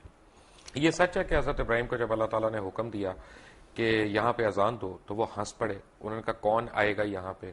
تو پھر اللہ تعالیٰ نے کہا نہیں، یہ میرا وعدہ ہے کہ قیامت تک لوگ تمہاری اذان کا جواب دیں گے. اور میرے علم میں یہ نہیں ہے کہ حضرت ابراہیم ہنس پڑے، میرے علم میں نہیں ہے، پتہ نہیں آپ نے کہاں پڑھا ہے. میں نے اسی طرح کی جو کتابیں ہوتی ہیں موت کا منظر وغیرہ، جی اپنا ہمارے تو ملک میں یہ بہت زیادہ دستیاب ہے نا، اور آپ جیسے علماء ان کو کھل کے بدعت بھی نہیں کہہ رہے. کوئی حرج بھی نہیں ہے، کوئی اس کے اندر کفر بھی نہیں آ جاتا. میں نے صرف آپ کو بتایا کہ میں نے نہیں کیا. بدعت تو یہیں سے شروع ہوتی ہے نا سر، وہی ابتدائی عمل ہے نا بدعت کا. اس میں کوئی شریعت کا حکم تو نہیں نکل رہا ہے نا، ایک واقعہ ہے، تاریخی ہے یا نہیں ہے، اس پر گفتگو ہو سکتی. ٹھیک ہے. اچھا، جب ہم پیغمبر اللہ تعالیٰ کے پیغمبروں کو فالو کرتے ہیں یا پیغمبر اسلام کو ہم فالو کرتے ہیں تو خلیتاً کرتے ہیں کہ کیریکٹر وائز کرتے ہیں؟ دوبارہ واضح کریں اپنے سوال. یعنی ایک تو حلیہ ہوتا ہے نا کہ آپ اس طرح کی آپ کی جسامت ہے یا آپ اس طرح کے کپڑے پہنتے ہیں، لیکن ایک آپ کا پورا فطرت ہے کہ جی وہ اچھائی کرنا، نیکی کرنا، حقوق العباد کا خیال رکھنا، حقوق اللہ کو پورا کرنا. دونوں میں سے کون سی زیادہ ضروری چیز ہے؟ دونوں چیزیں اپنی جگہ پر اہم ہیں. ایک کا ہے معاملہ محبت کا، کہ حضور سے محبت کی وجہ سے ہم وضع قطع میں آپ کی پیروی کریں، آپ کی کرم اختیار کریں. جس سے بھی محبت ہوتی ہے آپ کو معلوم ہے دنیا میں ہے ہیرو ورشپ، تو اس حوالے سے یہ ہے کہ وہی وہ جلا کیپ جو ہے چل رہی ہے، یا غازی یا جواہر لال کٹ جو ہے وہ چل رہی تھی، واسکٹ وغیرہ وغیرہ. تو اس حوالے سے یا وہ ماؤ زے تونگ کا جو ہے وہ کوٹ خاص قسم کا. تو اس طریقے سے حضور کے بھی جو محبت کا تقاضا ہے تو اس میں آپ کے ان اداؤں کی بھی پیروی کی جاتی ہے. لیکن اصل شے تو وہ آپ جو شریعت لائے ہیں، جو احکام دیے ہیں، کسی شے کو حلال قرار دیا، کسی کو حرام قرار دیا ہے، کسی کو موقت کیا سنت میں، کسی کو غیر موقت کیا ہے. بعض کام ایسے بھی ہیں جو آپ نے کیے لیکن صحابہ کو روک دیا کہ مت کرو، حالانکہ وہ سنت تھی لیکن آپ نے روک دیا. صوم وصال کی ایک مثال ہے کہ آج فرض کیجیے آپ نے روزہ رکھا، شام کو افطار نہیں کیا، وہ روزہ کنٹینیو کرے ڈیورنگ دی نائٹ، اگلی صبح سے پھر وہ اگلی شام تک جا کر 2 دن کا یوم وصال، صوم وصال، 2 دن کا روزہ، کبھی 3 دن کا بھی آپ روزہ رکھ لیتے تھے. لیکن آپ نے صحابہ کو منع کیا. صحابہ نے کہا بھی کہ آپ خود رکھتے ہیں، ہمیں روکتے ہیں. آپ نے فرمایا ایکم مثلی ابھی تو عند ربی ہوا یسقین یطعمنی و یسقین، تم میں سے کون مجھ جیسا ہے، میں تو اپنے رب کے پاس رات گزارتا ہوں، وہ مجھے کھلاتا پلاتا. تو یہ چیزیں ہیں تمام، ان پر علماء نے بڑی محنتیں کی ہیں، ہمارے فقہاء نے، محدثین نے، اور ہر چیز کا ایک درجہ جو ہے معین کر دیا گیا. کیونکہ یہاں پہ عام طور پہ یہ سمجھا جاتا ہے نا کہ ہم عربی لباس پہنتے ہیں، شلوار قمیض پہنتے ہیں تو یہ دین کے قریب ہے. حالانکہ حضور تو شلوار نہیں پہنتے تھے، حضور کا تو تہبند تھا. شلوار آپ کو پیش کی گئی اور آپ نے پسند کی کہ یہ اچھا لباس ہے، زیادہ ساتر ہے. یعنی تہبند کے اندر تو آدمی رات کے وقت جو ہے ہو سکتا ہے ننگا ہو جائے، شلوار میں تو ننگا نہیں ہوتا. لیکن آپ نے پہنی نہیں، وہ آپ کی کہتے ہیں سنت عادت، جو آپ بچپن سے پہنتے آئے تھے وہی آپ پہنتے تھے. اچھا، مجھے یہ بتائیں کہ آج کل ایک جو ہے نا ڈپلیسٹی ہو رہی ہے، میں کنفیوژن کا لفظ نہیں استعمال کرنا چاہتا، ڈپلیسٹی ہو رہی ہے. ہم ایک خاص ایک طرح کا اسلام ہم اس کو پروموٹ کر رہے ہیں، کچھ لوگ اس سے ایگری کرتے ہیں، کچھ نہیں کرتے. لیکن ہو یہ رہا ہے کہ اوور آل اسلام کا ایک جو تصور پوری یعنی میں کہوں گا کہ ویسٹ کے اوپر آ رہا ہے وہ کوئی فرینڈلی تصور نہیں ہے. وہ ہم دیکھتے ہیں، ہمارے پاسپورٹ دیکھتے ہیں امیگریشن کاؤنٹرز پہ ہمیں کھڑا کر دیتے ہیں کیونکہ یہی ہم دھماکے کرنے والے بھی ہم، خود کش حملے کرنے والے بھی ہم. اب یہ تو میں مانتا ہوں کہ جو حملے کر رہے ہیں ان کے ساتھ زیادتی ہوئی ہوگی، ضرور ہوئی ہوگی، یا ان کا جہاد ہے جو بھی ہے، لیکن جو لوگ شہید ہو رہے ہیں، جن لوگوں کو مارا جا رہا ہے، وہ بھی تو معصوم ہے. کیا اس کی اجازت ہے؟ اصل میں یہ تو بڑا ایک سینسیٹیو سے کوشچن ہے میرے نزدیک. اب جو بھی اس میں شہید ہو رہے ہیں، مارے جا رہے ہیں، بہرحال وہ تو غلط طریقے پر کام ہو رہا ہے. لیکن وہ بات سمجھ لیجیے اصل میں کہ ہمارا جو اس وقت ویو ہے ویسٹ میں، وہ کس اعتبار سے، وہ اسلام کو ایز اے ریلیجن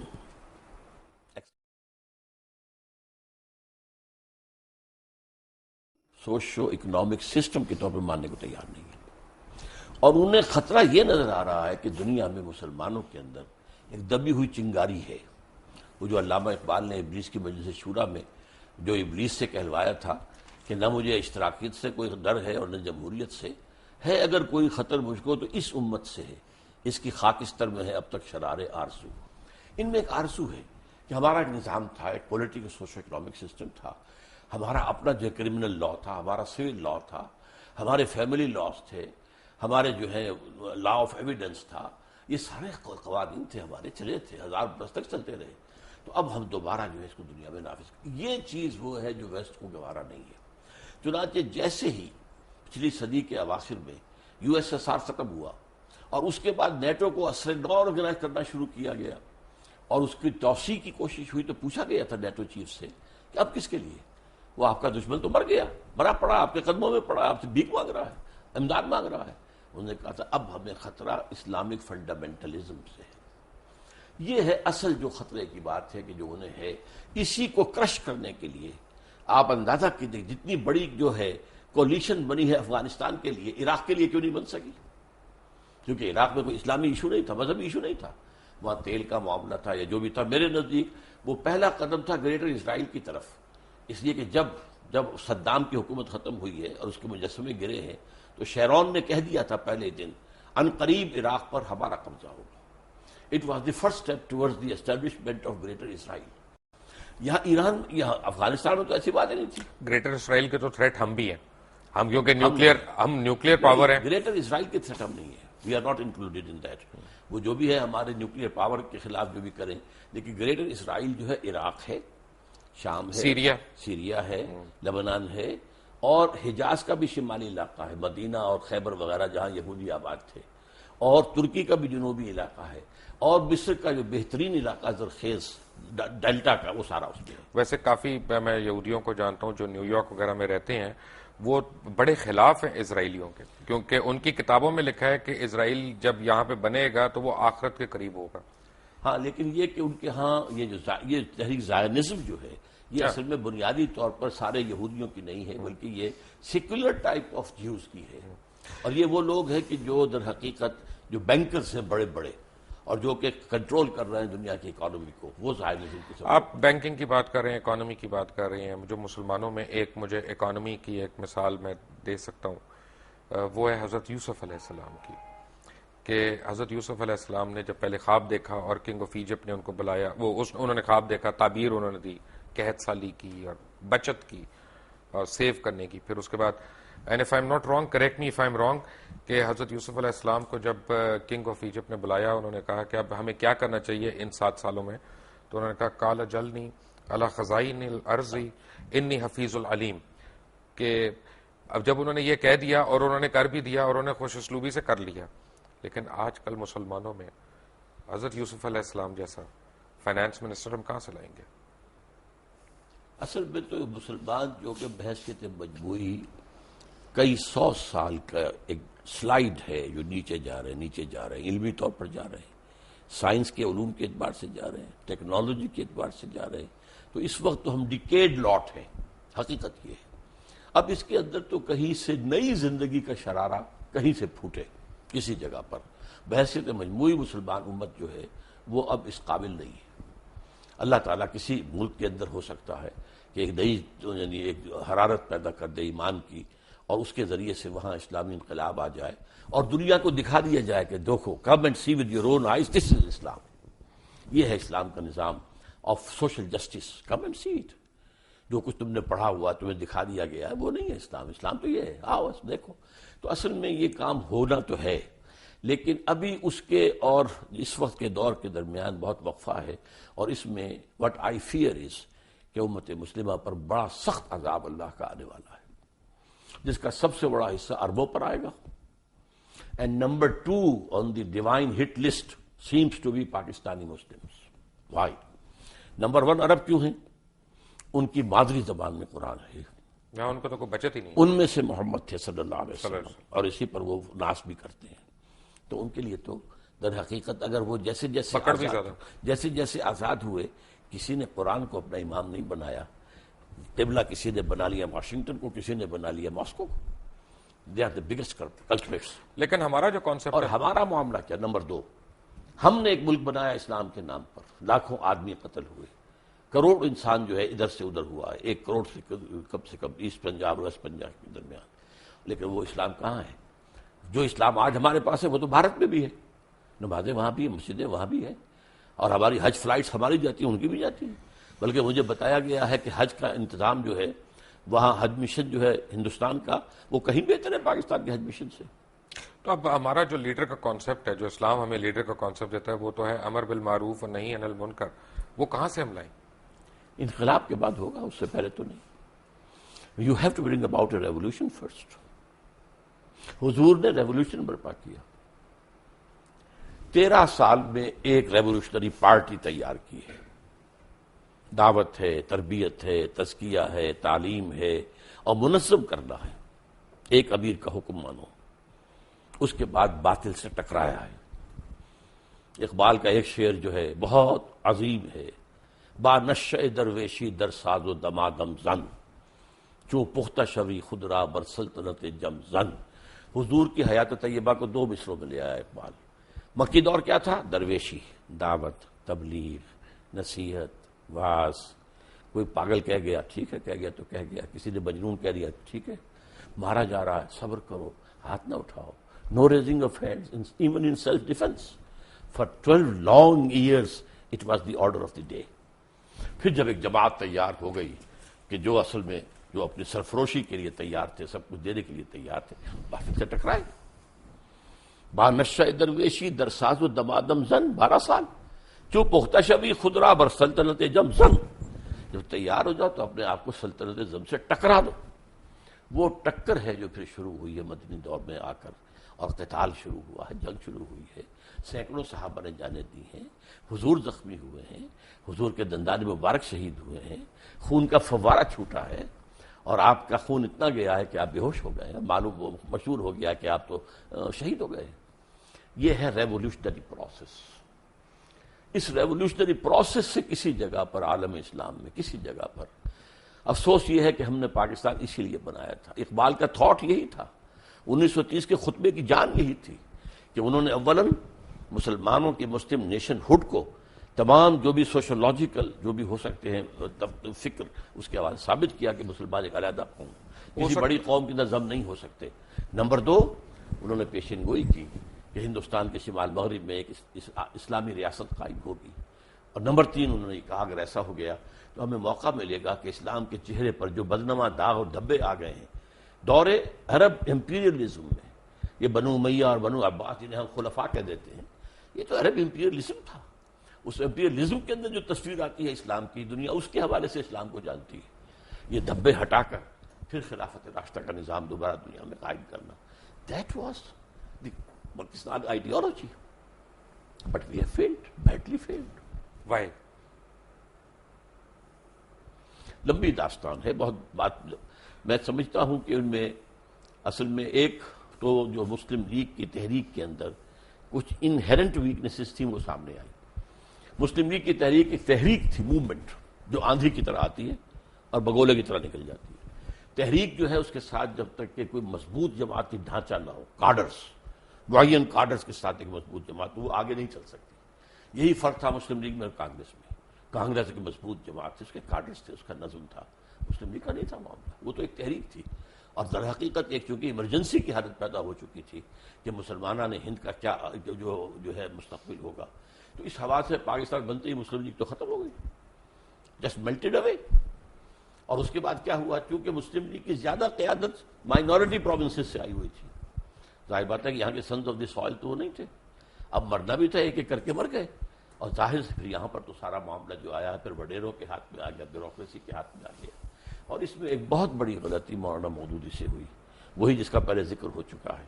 وہ پاکستان موومنٹ سے علیحدہ رہے، انہوں نے ساتھ نہیں دیا، انہوں نے کہا کہ ہم ایک اصولی اسلامی تحریک جو ہے وہ برپا کر رہے ہیں، لیکن پاکستان میں آ کر ان سے غلطی ہوئی، انہوں نے الیکشن میں حصہ لے کر اور ایک پولیٹیکل پارٹی بنا دیا، اور نتیجہ کیا ہوا؟ اب گویا کہ اسلام ایک پولیٹیکل ایشو بن گیا۔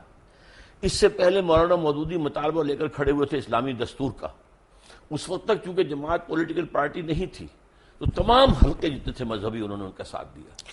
ایک غلطی یہ تھی کیا؟ کانسٹیٹیوشن 1973 کا جو پروگرام شروع ہونے سے پہلے میں آپ سے ذکر کر رہا تھا، جس میں آپ نے مجھ سے پیج پوچھا تھا، میں نے پیج 129 آپ کو کوٹ کیا تھا۔ جب ہم بریک سے آئیں گے تو ہم اس کے اوپر بات کریں گے کہ اسلام ممانعت کرتا ہے بڑی سختی سے فرقہ بندی کی، ہمارا آئین جو ہے فرقوں کو ریکگنائز کر رہا ہے، اور چاہے وہ انفرادی طور پہ کر رہا ہے چاہے وہ اجتماعی طور پہ کر رہا ہے۔ ڈاکٹر صاحب میں نے آپ کو کانسٹیٹیوشن دکھایا، اس میں پریمبل میں ایک چیز لکھی ہوئی ہے کہ where in the principles of democracy, freedom, equality, tolerance and social justice as enunciated by Islam shall be fully observed۔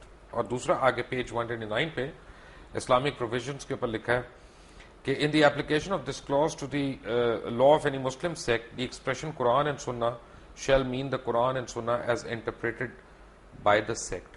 تو پہلی بات تو یعنی دو سوال، ورڈ پرسنل لا وہ اب کہاں گیا؟ Personal law of any Muslim اس کو کہیے۔ پہلا تو یہ ہے کہ ڈیموکریسی اور اسلام جی ان کا مجھے تو تضاد لگتا ہے۔ مجھے نہیں لگتا، میں بتاتا ہوں آپ۔ بسم اللہ۔ Democracy as such is kufr and shirk. It is based on the principle of popular sovereignty. اسلام میں sovereignty belongs to God. اللہ بالکل سروری زیبا فقط اس ذات بے ہمتا کو ہے، حکمراں ہے ایک وہی باقی بتانے آسری۔ اچھا، اس کا نتیجہ کیا ہے؟ اللہ کی کتاب اور اس کے رسول کی سنت، اس کی پابندی کرنی پڑے گی۔ اس کے اندر امرہم شورا بینہم، جہاں اللہ اور اس کے رسول کا کوئی حکم نہیں ہے وہاں بھی مشورے سے معاملہ طے کر لو۔ کوئی اتھارٹیرینزم، کوئی ڈکٹیٹرشپ نو، کوئی ڈائنیسٹی نو، امرہم شورا بین۔ دس از جمہوریت، اسلامی جمہوریت۔ You can say it's a controlled democracy, limited democracy. Limited by the injunctions of the Quran and the Sunnah, not by any person or any dynasty or any monarch, no whatsoever, by injunctions of the Quran and Sunnah. میں اس کی مثال دیا کرتا ہوں، بہت سادہ سی ہے، 2 minute میں ذرا لے لیجئے کہ اگر آپ کے پاس ایک گھوڑا ہے، آپ چاہتے ہیں کہ وہ بھاگے بھی نہ لیکن یہ کہ جڑ بھی نہ جائے اس کے ہاتھ پاؤں، تو آپ نے 200 گز کی رسی سے باندھ دیا ایک کھونٹے کے ساتھ۔ اب ایک سرکل وجود میں آ جائے گا 200 یارڈز جو ہے ریڈیس کا، اس میں گھوڑا آزاد ہے، مشرق جائے، مغرب جائے، شمال جائے، جنوب جائے، 150 گز جائے، 200 گز سے ایک گز نہ ادھر نہ ادھر نہ ادھر نہ ادھر۔ دس is Islam. Injunctions of the Quran and the Sunnah, that is the circle. You can't cross it. لا تعتدوا حدود اللہ، تلک حدود اللہ فلا تعتدوها، تلک حدود اللہ فلا تقربوها۔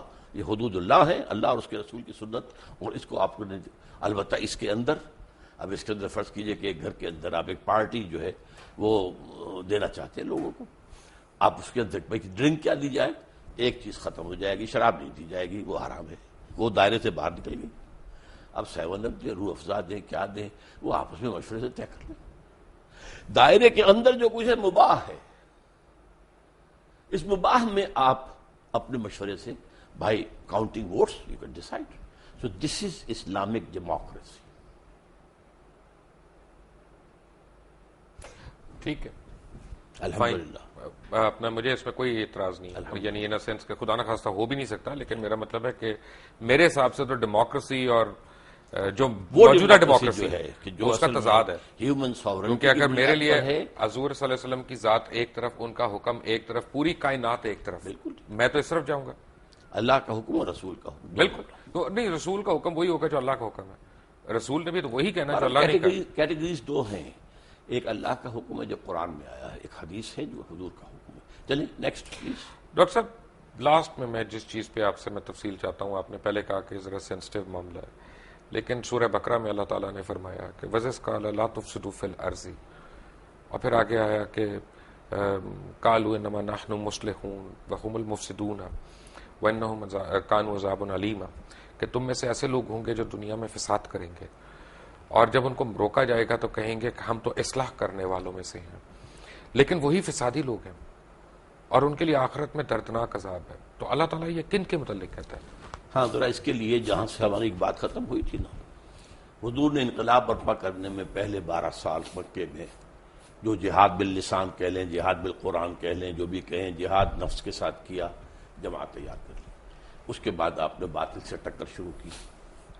اب دیکھیے ہر کسی انقلابی تحریک کے ساتھ آنے والے سب لوگ ایک طرح کے نہیں ہوتے، کچھ لوگ وہ ہوتے ہیں ہر چہ باد آباد، ماں کشتی درا بنداختیم، اب جو ہو سو ہو، یہ کشتی اگر چلے گی تو ہم بھی جئیں گے ورنہ ڈوبنے کو تیار ہیں، جو قربانی چاہیے حاضر ہے۔ کچھ لوگ جو ہیں کسی چیز کی بیوٹی جو ہے اٹریکٹ تو کر لیتی ہے، بات ٹھیک ہے یہ، لیکن اس کے لیے قربانی دینا، جان اور مال کا خطرہ لینا، اس سے ذرا وہ پھر پیچھے ہٹنے شروع ہوتے ہیں۔ یہ طبقہ پیدا ہوا ہے مدینے کے اندر، مکے میں نہیں تھا، لیکن قرآن مجید کے پہلے 2 رکوعوں میں سے پہلے رکوع میں جو اہل ایمان مکے میں تیار ہو چکے تھے ان کا نقشہ ہے، اور جو مکے میں لوگ کفر پر اڑ چکے تھے ان کا ذکر ہے۔ پھر اب یہ تیسری کیٹیگری آئی ہے، یہ کہتے تو ہیں کہ ہم اللہ پر اور یوم آخر پر ایمان رکھتے ہیں، حقیقی ایمان ان میں نہیں ہے۔ ان کا معاملہ یہ ہوا تھا جب حضور نے، میں نے آپ سے کہا 6 مہینے آپ نے لیے 3 کام کیے، کنسٹرکشن آف دی ماسک، اور بھائی چارہ مہاجرین اور انصار میں، اور یہودیوں کو جکڑ لیا ایک معاہدے میں، میثاق مدینہ۔ اس کے بعد آپ نے ایڈوانس شروع کر دیا، مکے کی طرح چھوٹے چھوٹے دستے بھیجنے شروع کر دیے، پرووکیشن کر رہے ہیں آپ۔ تو ان لوگوں کا یہ کیا کر رہے ہیں، یہ قریش کے ساتھ بڑھواؤ گے، ہمیں مرواؤ گے، کیا کرو گے؟ اب انہوں نے حضور کے خلاف بات شروع کی۔ اب یہاں ایک پارٹی ڈسپلن تھا، حضور اللہ کے نبی بھی تھے، رسول بھی تھے صلی اللہ علیہ وسلم، اور مسلمانوں کے امیر بھی تھے، سپہ سالار بھی تھے۔ اب ان کے خلاف جو ہے چیمیں گوئیاں ہو رہی ہیں، یہ خامخواہ یہ کیا کر رہے ہیں، بس تبلیغ کے ذریعے سے کرتے رہیں، گڑ دے کے مارا جا سکتا ہو تو خامخواہ کسی کو زہر دینا ہے، یہ خامخواہ جس میں جان اور مال کا خطرہ آتا ہے۔ تو اس لیے انہوں نے پیچھے ہٹنے کی کوشش شروع کی۔ ان سے کہا گیا یہ کیا فساد مچا رہے ہو؟ فساد کیا ہے؟ جماعت کے اندر فساد، اس جماعت کے اندر تم جو ہے اب حلقے پیدا کر رہے ہو، اور اب یہاں پر بیٹھ کر جو ہے وہ امیر کے خلاف جو ہے وہ سازشیں کر رہے ہو، یہ فساد ہے۔ ان کا نہیں، ہم تو در حقیقت اصلاح کرنے والے ہیں، ہم کہتے ہیں کہ تم کیوں قریش سے ٹکرا رہے ہو، فساد تو تم پیدا کر رہے ہو، ہم تو نہیں کر رہے۔ لیکن انہوں نے کہا کہ اصل میں مفسد یہی ہے، اس لیے کہ وہ تو اس بڑے فساد کو ختم کرنے کے لیے جہاد کرنا پڑے گا اب، شرک کے خاتمے کے لیے اور اللہ کی حکومت قائم کرنے کے لیے۔ اس لیے کہ اللہ تعالیٰ نے 3 مرتبہ حضور کے لیے فرمایا ہے قرآن میں، هو الذی ارسل رسولہ بالہدی ودین الحق لیظہرہ علی الدین کلہ، کسی اور نبی کے لیے یہ الفاظ نہیں آئے، بھیجا ہی اس لیے تاکہ اس دین حق کو نافذ کرے اور غالب کرے، لہذا آپ کو تو یہ کام کرنا ہی کرنا تھا۔ تو اس وجہ سے انہوں نے جب کہا گیا، ان سے کہا گیا آمنوا کما آمن الناس، میں دیکھو دوسرے لوگوں کو دیکھو وہ ایمان لائے، یہ دیکھو ابو بکر ہیں، عمر ہیں، فلاں ہیں، طلحہ ہیں، زبیر ہیں، علی ہیں، حمزہ ہیں، ہاں تم بھی ایسے ایمان۔ ان کہ یہ تو بیوقوف لوگ ہیں، انہیں اپنے مفاد کی فکر ہی نہیں، نہ یہ دائیں دیکھتے نہ بائیں دیکھتے، جسے ہم کہیں گے فینیٹکس، یہ تو فینیٹکس ہیں، پاگل ہیں، انہیں اپنے مفادات کی اور اپنی مصلحتوں کا فکر، ہم تو ایسے بیوقوف نہیں ہیں۔ یہ ہے سارا پس منظر اس کا، کہ یہ منافقین تھے، اور منافقین میں بھی ایک خاص بات نوٹ کریں گے کہ وہاں ایمفیسس کیا ہے، وَمِنَ النَّاسِ مَن يَقُولُ آمَنَّا بِاللَّهِ وَالْيَوْمِ الْآخِرِ، رسول کا ذکر نہیں ہے۔ اصل مسئلہ کیا تھا، رسول کی اطاعت ان کو بڑی شاق تھی، اور بلکہ وہ یہ بھی کہتے تھے کہ ابھی قرآن میں تو حکم آئی نہیں، اور انہوں نے پہلے شروع کر دی چھیڑ چھاڑ۔ پھر سورہ محمد نازل ہوئی ہے، اور اس میں یہ ہے کہ پورا قتال کا حکم آ گیا ہے، اب وہ لاجواب ہو گئے۔ لیکن یہ ہے کہ وہ بہرحال اپنے جس کو آپ کہتے ہیں ڈریگنگ دی فیٹ، کہ وہ اب اس معاملے میں آگے نکلنے کو آنے کو تیار نہیں تھے، پیچھے ہٹنے شروع ہو گئے۔ یہ وہ طبقہ تھا۔ جب تک کہ آپ حضور کی سیرت کو ایک ڈائنامک اور انقلابی انداز میں نہیں سمجھیں گے، آپ کی سمجھ میں نہیں آئے گا۔ ایک چلتے چلتے میں ایک آپ کو میں سوال پوچھوں گا، حالانکہ میں نے کہا تھا لاسٹ کویسچن، کہ آپ یہ نہیں سمجھتے کہ ہم مسلمانوں کا ایک المیہ یہ ہے کہ ہمیں اپنے دین کا ہی نہیں پتہ، نہ ہم پتہ کرتے ہیں، بس سینہ بسینہ جو کہاوتیں ہماری چلی آ رہی ہوتی ہیں ان پہ ہمارا پورا ایمان بیسڈ ہے، خود ہم تحقیق نہیں کرتے، خود قرآن مجید کو پڑھتے نہیں، تفاسیر کو نہیں کھولتے، اور یہ کمی ہے بڑی ہم سے سیریس۔ آپ کی اس بات سے 100% اتفاق ہے، میں نے اپنی زندگی کے 50 برس اسی کام میں لگائے کہ قرآن پڑھوں اور پڑھاؤں، سیکھوں اور سکھاؤں، سمجھوں اور سمجھاؤں. خاص طور پر ایجوکیٹڈ لوگ، ڈاکٹرز ہیں، MBBS ہیں، PhDs ہیں، انجینئرس ہیں، جو شعور رکھتے ہیں. کم سے کم 100 ایسے نوجوان تیار کر چکا ہوں، ہائیلی کوالیفائڈ، جو میری ہی طرح درس قرآن اب دے رہے ہیں، اور میں نے اپنی زندگی اس کام میں لگائی. لیکن پھر یہ کہ میں نے اس کے بعد اب صرف ایک علمی بات نہیں ہے، یہ ایک اکیڈمک چیز نہیں ہے، بلکہ قرآن کی دعوت اور اس دین کو قائم کرنے کے لیے جماعت قائم کی ہے تنظیم اسلامی کے نام سے، بیعت کی بنیاد پر قائم کی ہے، جو آج کی دنیا میں بہت ہی لوگوں کے لیے حیرت انگیز بات ہے. آپ کے پرنانا نے بیعت کی تھی مولانا ابوالکلام آزاد کے ہاتھ پر، بیعت کی بنیاد پر حزب اللہ بنی 1913 میں، لیکن اس کے بعد تو معاملہ غلط. مولانا مودودی نے جماعت بنائی، بیعت کا معاملہ نہیں کیا. ہم نے بنائی ہے بیعت کی بنیاد پر ہے، اور بیعت بھی ایک حدیث صحیح، بایعنا رسول اللہ صلی اللہ علیہ وسلم علی السمع والطاعۃ فی العسر والیسر والمنشط والمکرہ وعلی اثرۃ علینا وعلی الا ننازع الامر اہلہ وعلی ان نقول بالحق انما كنا لا نخاف فی اللہ لومۃ لائم. یہ متفق علیہ روایت ہے بخاری اور مسلم کی. حضرت عبادہ بن ثابت فرماتے ہیں ہم نے بیعت کی تھی اللہ کے رسول سے، آپ کا ہر حکم سنیں گے اور اطاعت کریں گے، چاہے مشکل ہو چاہے آسان، چاہے ہماری طبیعت آمادہ ہوں چاہے ہمیں اپنی طبیعتوں پہ جبر کرنا پڑے، چاہے آپ دوسروں کو ہم پر ترجیح دے دیں. ہم یہ نہیں کہیں گے کہ آپ نے 9 وارد کو ہم پر امیر بیعت تو بیعت ہے نا، بیعت میں تو کوئی کوشچنز نہیں ہوتے. اور یہ البتہ جہاں بھی ہوں گے حق بات ضرور کہیں گے، رائے ضرور دیں گے. اور اس وجہ سے خامخواہی بات پہ لوگ ہنسی پڑیں گے کہ دیکھو یہ کیا کہہ رہا. نہیں، لا نخاف فی اللہ لومۃ لائم، بات اپنی حق کہہ دینی ہے لیکن فیصلہ امیر کا ہو. یہ بیعت ہے جس پر کہ ہم نے تنظیم اسلامی قائم کی ہے.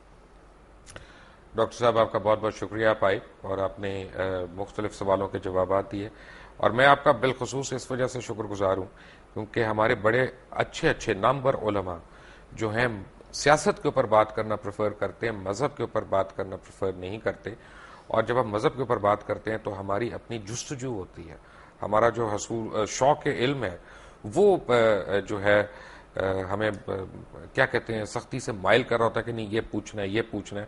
خدا نہ خواستہ اس کا مقصد گستاخی نہیں ہوتا، کہیں ایسا نہ آپ سمجھیے گا. میں چلتے چلتے اپنے ناظرین کو ایک بات کہوں کہ جیسے میں نے سورہ غاشیہ کی ایک آیت کی میں ایک انٹرپریٹیشن ڈاکٹر صاحب کو دے رہا تھا، تو ایک حدیث نبوی ہے، میں اس کی اکثر لوگوں کو بات بتاتا ہوں اپنے دوستوں کو کہ علم حاصل کرنے کے لیے چین بھی جانا پڑے تو جاؤ، علم کی جستجو اس کے لیے اگر چین بھی جانا پڑے تو جاؤ. تو the way I look at it وہ یہ ہے کہ حضور انور صلی اللہ علیہ وسلم تو اس وقت مکے میں تھے یا مدینے میں اس وقت تشریف رکھتے تھے جب یہ حدیث آئی، تو چائنا کیوں جائیں جبکہ ساری دنیا ساری کائنات کا علم جو ہے وہ عرب کے اندر ہے، تو چائنا کیوں جائیں؟ بات یہ کہ ایک تشبیہ تھی کہ آپ چائنا جا رہے ہیں، پہلے آپ ایک ریگستان کراس کر رہے ہیں، اس کے بعد آپ ایک سمندر کراس کر رہے ہیں، اس کے بعد ایک ماؤنٹ ایوریسٹ آپ کراس کر رہے ہیں.